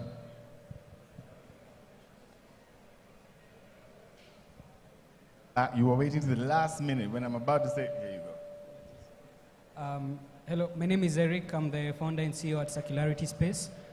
So we are a clean tech startup having existed since 2019. What has kept us afloat is the founders' capital, and we've been relying on grant funding so that we can do product development and growth. Now, my question is actually what you asked before. Like, I have a feeling like for us, we have to wait for accelerators to do a call so that we can apply and maybe be taken through some bit of training so that we hopefully get some bit of funding, which is a bit limiting because I have to apply to go somewhere, wait for 3 months for training, and then hopefully get funded. What happens in the case where I have a solid product, my unit economics does make sense, but then I need capital today? What we've been doing, or what has kept us working so far, is we have sales, customer sales, but being a B2B business, we have, there's a long cycle before you can close a client. So when we need funding urgently, we need to, we always go to debt financing, but we still need the, I won't say we need that proper packaging of finance so that we can, take our company to break-even point. So how do you, what are your thoughts on this in general?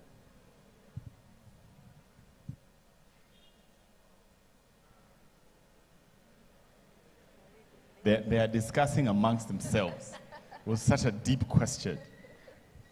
Well, it's a good question. I'll try to answer, but I don't think there is a good answer to that. I personally think that fundraising it's an unpleasant process for anyone, even for a fund. It's quite unpleasant. It takes ages, and it's like going to gym. So you just need to do it every day. Keep doing and doing, applying to different funds, different source of funding. Gladly, we can see that there is this, some companies are emerging with embedded financing solutions that can help entrepreneurs, early stage entrepreneurs, buy assets through rev share model. I think it's a great opportunity for early stage entrepreneurs. But overall, it's a process, so you just need to keep pushing. Good. Another good point is the reason we have only one staircase and a high stage is they all come out in one place. So if you go and stand over there and get all their business cards, you never know where it'll take you, bro. You know what I mean? So that was a setup, just so you know. They shouldn't know that, but now you know. Good point. Good point. I think we had a few more questions. We have time for one or two. Okay. We have a question at the back over there. Anyone else with a question? So I can pass on the mic there. Yeah, so we'll take it there. Anyone else this way? No? Here.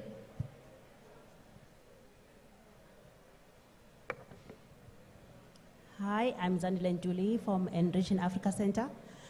We are a network of ESOs and we operate in the AU and EU member states. My question is for Robin. You form partnerships with a ministerial entity and also an investment partner. My question is, within the regions in the AU that you operate in, how has the response been? Have you found that policies have changed or barriers have been removed because you are working with government? Thanks for the question. There's a little bit of an echo, so I'm not quite sure I picked up your full question, but I think you were asking about the partnership and working, have we seen things change over the years? No, your model is, in your country partnerships, you have a minister that you work with, and you also have a finance partner that you work with. How has it been since you've worked with government? Have you found that barriers have been reduced or doors have been opened? And how has the response been from the governments within the regions that you are operating in right now in terms of assisting the startups? Thanks, that was helpful. Yeah, so it's really varied from one company to the next, how well it's worked based on what the challenges are that they face. And it is also varied from one country to the next based on how engaged and what sort of the philosophy is around engagement with early stage startups. By and large, I would say it has worked quite well, where our partnerships, where our startups have really taken advantage of those connections. We have heard back really positive feedback about the doors that have been opened and the connections that were made as a result of that. And that reflects also what I hear from the broader community and also what I see in reports and literature, that the funding is necessary, the technical assistance and training is necessary, but that thing that is appreciated most by entrepreneurs is the network. And so that's really where we're looking to bridge. And it's not just the network with governments, but it's the network also with industry, so that our early stage entrepreneurs can be finding the suppliers and the off-takers, ultimately depending on their value chain, for their needs, especially as their solution evolves over each iteration of their product as they move from that early stage product to then what they learn they need in order to be successful in their scale up.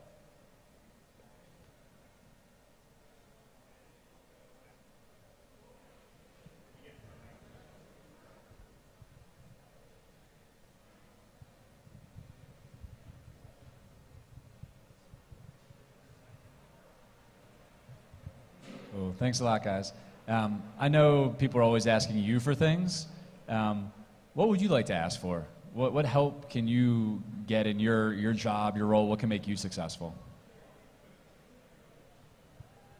I think as a more junior investment professional, one thing that I found very useful, but that is formed more informally, I guess, in like the African investment ecosystem, has been a lot of discussion and a lot of information sharing on pipeline and on success and on best practices, even on the technical side. So I found most of the learning that I've done on my job has been actually kind of peer-to-peer. And I do appreciate, but think that there's still a ways to go and space to create more value in terms of like opportunities for funds and for investors to share kind of more information and to shorten maybe some of these funding timelines that, for example, Vlad mentioned, of like, more collaboration on the how do we make it easier for startups to access funding and create more transparency. So that's one thing that I would say in general. I think what would definitely make our job easier if all entrepreneurs had a right corporate structure in place. So maybe do some research on this before you start your company. So this will make the fundraising much faster, will allow you to create ESOP, etc. And yeah, I think that's one of the things that would be really appreciated by any investor. I would just echo that. And in one of my earlier response to your question, I said beg forgiveness, not permission. I was kind of kicking myself after that because we field between 150 to 400 applications a year. And I think a lot of those applicants are just, they're just applying and applying and applying. And many of them are simply not eligible. And so just to echo that, read the requirements. I think this is a room full of very smart people who are reading the requirements, but that is something that is extremely helpful to us and cuts down on our transaction time and cost. Yeah, I think what would help is indeed convening such as this, where investors are also present, entrepreneurs are also present, and we can really, you can really surface the challenges that you're facing. So taking that outside-in perspective, listening to you and going back to organizations and basically trying to address those challenges that you have. So indeed, these convenings and many more of this so that we can collaborate as we continue. Awesome, thank you. You kind of preempted my question, but to close, I'd just like us to have a parting shot and maybe in form of a question. You might have answered this in one way or another, but just in summary, if you had, so it's two-faceted. If you had a magic wand and you could change something about the ecosystem, what would it be? And then the other one is just a piece of advice that you can give to entrepreneurs, because I know they face a lot of hurdles when it comes to fundraising, right? So what kind of advice can you give to them just in, as we close? Feel free to jump in, whoever. No. I'll jump in. It was something actually that I heard earlier, and something that we experience in P4G is that I think investors and accelerators need to be talking more with each other and working more collaboratively together on solutions. The events I've gone to are more people talking at each other and making presentations rather than talking with each other about how to use the resources that they bring to the ecosystem with the resources that others bring to the ecosystem to make more startups viable to help get through those challenges. Awesome, thank you.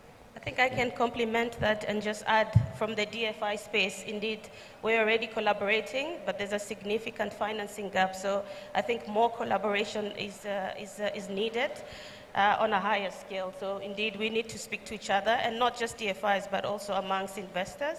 And I think my advice to the entrepreneurs is hold your investors accountable. So in these forums also, speak your mind and call us out so that we can be held accountable. Thank you. Yeah, I think if I were to change something, and if I had a magic stick, I think we need to change returns in this ecosystem. In fact, I was speaking with two top business schools who had their trips to Africa, to Nairobi. And, I spoke on one panel, and then they just portrayed Africa as some sort of like charity, like you come here to help, instead of promoting actually the opportunities here. And I think there is much more than just, charity here. There are a lot of interesting industries. Africa is leapfrogging. We have South Africa that is going to be really at the very different level in terms of decentralized energy, one of the first in the world. A lot of happening in electric mobility space in Kenya and in other markets. So I think once we change the narrative, we bring more commercial capital, more talent to complement the capital from DFIs, I think this ecosystem is going to change completely. And then in terms of advice to entrepreneurs, I would say three things. One is do your research first, like just do the homework before you start anything or before you start talking to investors. Be prepared. Second, focus on unit economics. Leapfrog as much as you can, and then just push. This is kind of, you need to push here. Don't give up too quickly. It's not easy, but it will happen. I think I echo a lot of these thoughts, and maybe just to add to the advice that Vlad said, and that's maybe my particular view, but in terms of fundraising, what I appreciate as a pipeline builder is consistency, and I would encourage entrepreneurs to keep following up. I think it's a super generic advice, but I really appreciate a structured follow-up that reminds me of something I've already heard and that gives me a concise update on traction since we've spoken, and that has moved the needle for me a couple of times, and I think that it's a really good practice, so I guess that's something I'd add, yeah. Awesome. Thank you to our panelists, and I would also encourage entrepreneurs to never give up. I know you will face many hurdles as you fundraise, but yeah, just never give up, in addition to what the judges have shared. So Claire, Robin, Vladimir, and Mariana, thank you so much for your time. Please, let's give them a round of applause for their time. Let's give them all a round of applause. Thank you very much to all of you. Fantastic advice for all of us. Let's really give them a round of applause. They're the last folks for the day. As the evening sets up, you see the lights are coming in. Thank you all for your time, for your input, for your conversation. You are so fantastic. And blank screen, ladies and gentlemen. We are done. We're done for today. Very nice to have all of you in here. The cocktails are starting right now, it seems. It's not going to start at 6. It's starting right now. So we're going to welcome you out to do all of that, to hang out with us, get to meet people, get to network. Eric, can you please go talk to them, please? Don't be like this. Complain, then you don't talk. But it was lovely to see all of you. We're looking forward to seeing all of you at Shamba tomorrow. I hope you have the directions for it. If you need any help on finding out what that is, please reach out. But have a great evening. Thanks for all of you showing up. It was amazing to have a full house, and I hope you enjoyed it. Good luck, everyone. Have a good evening.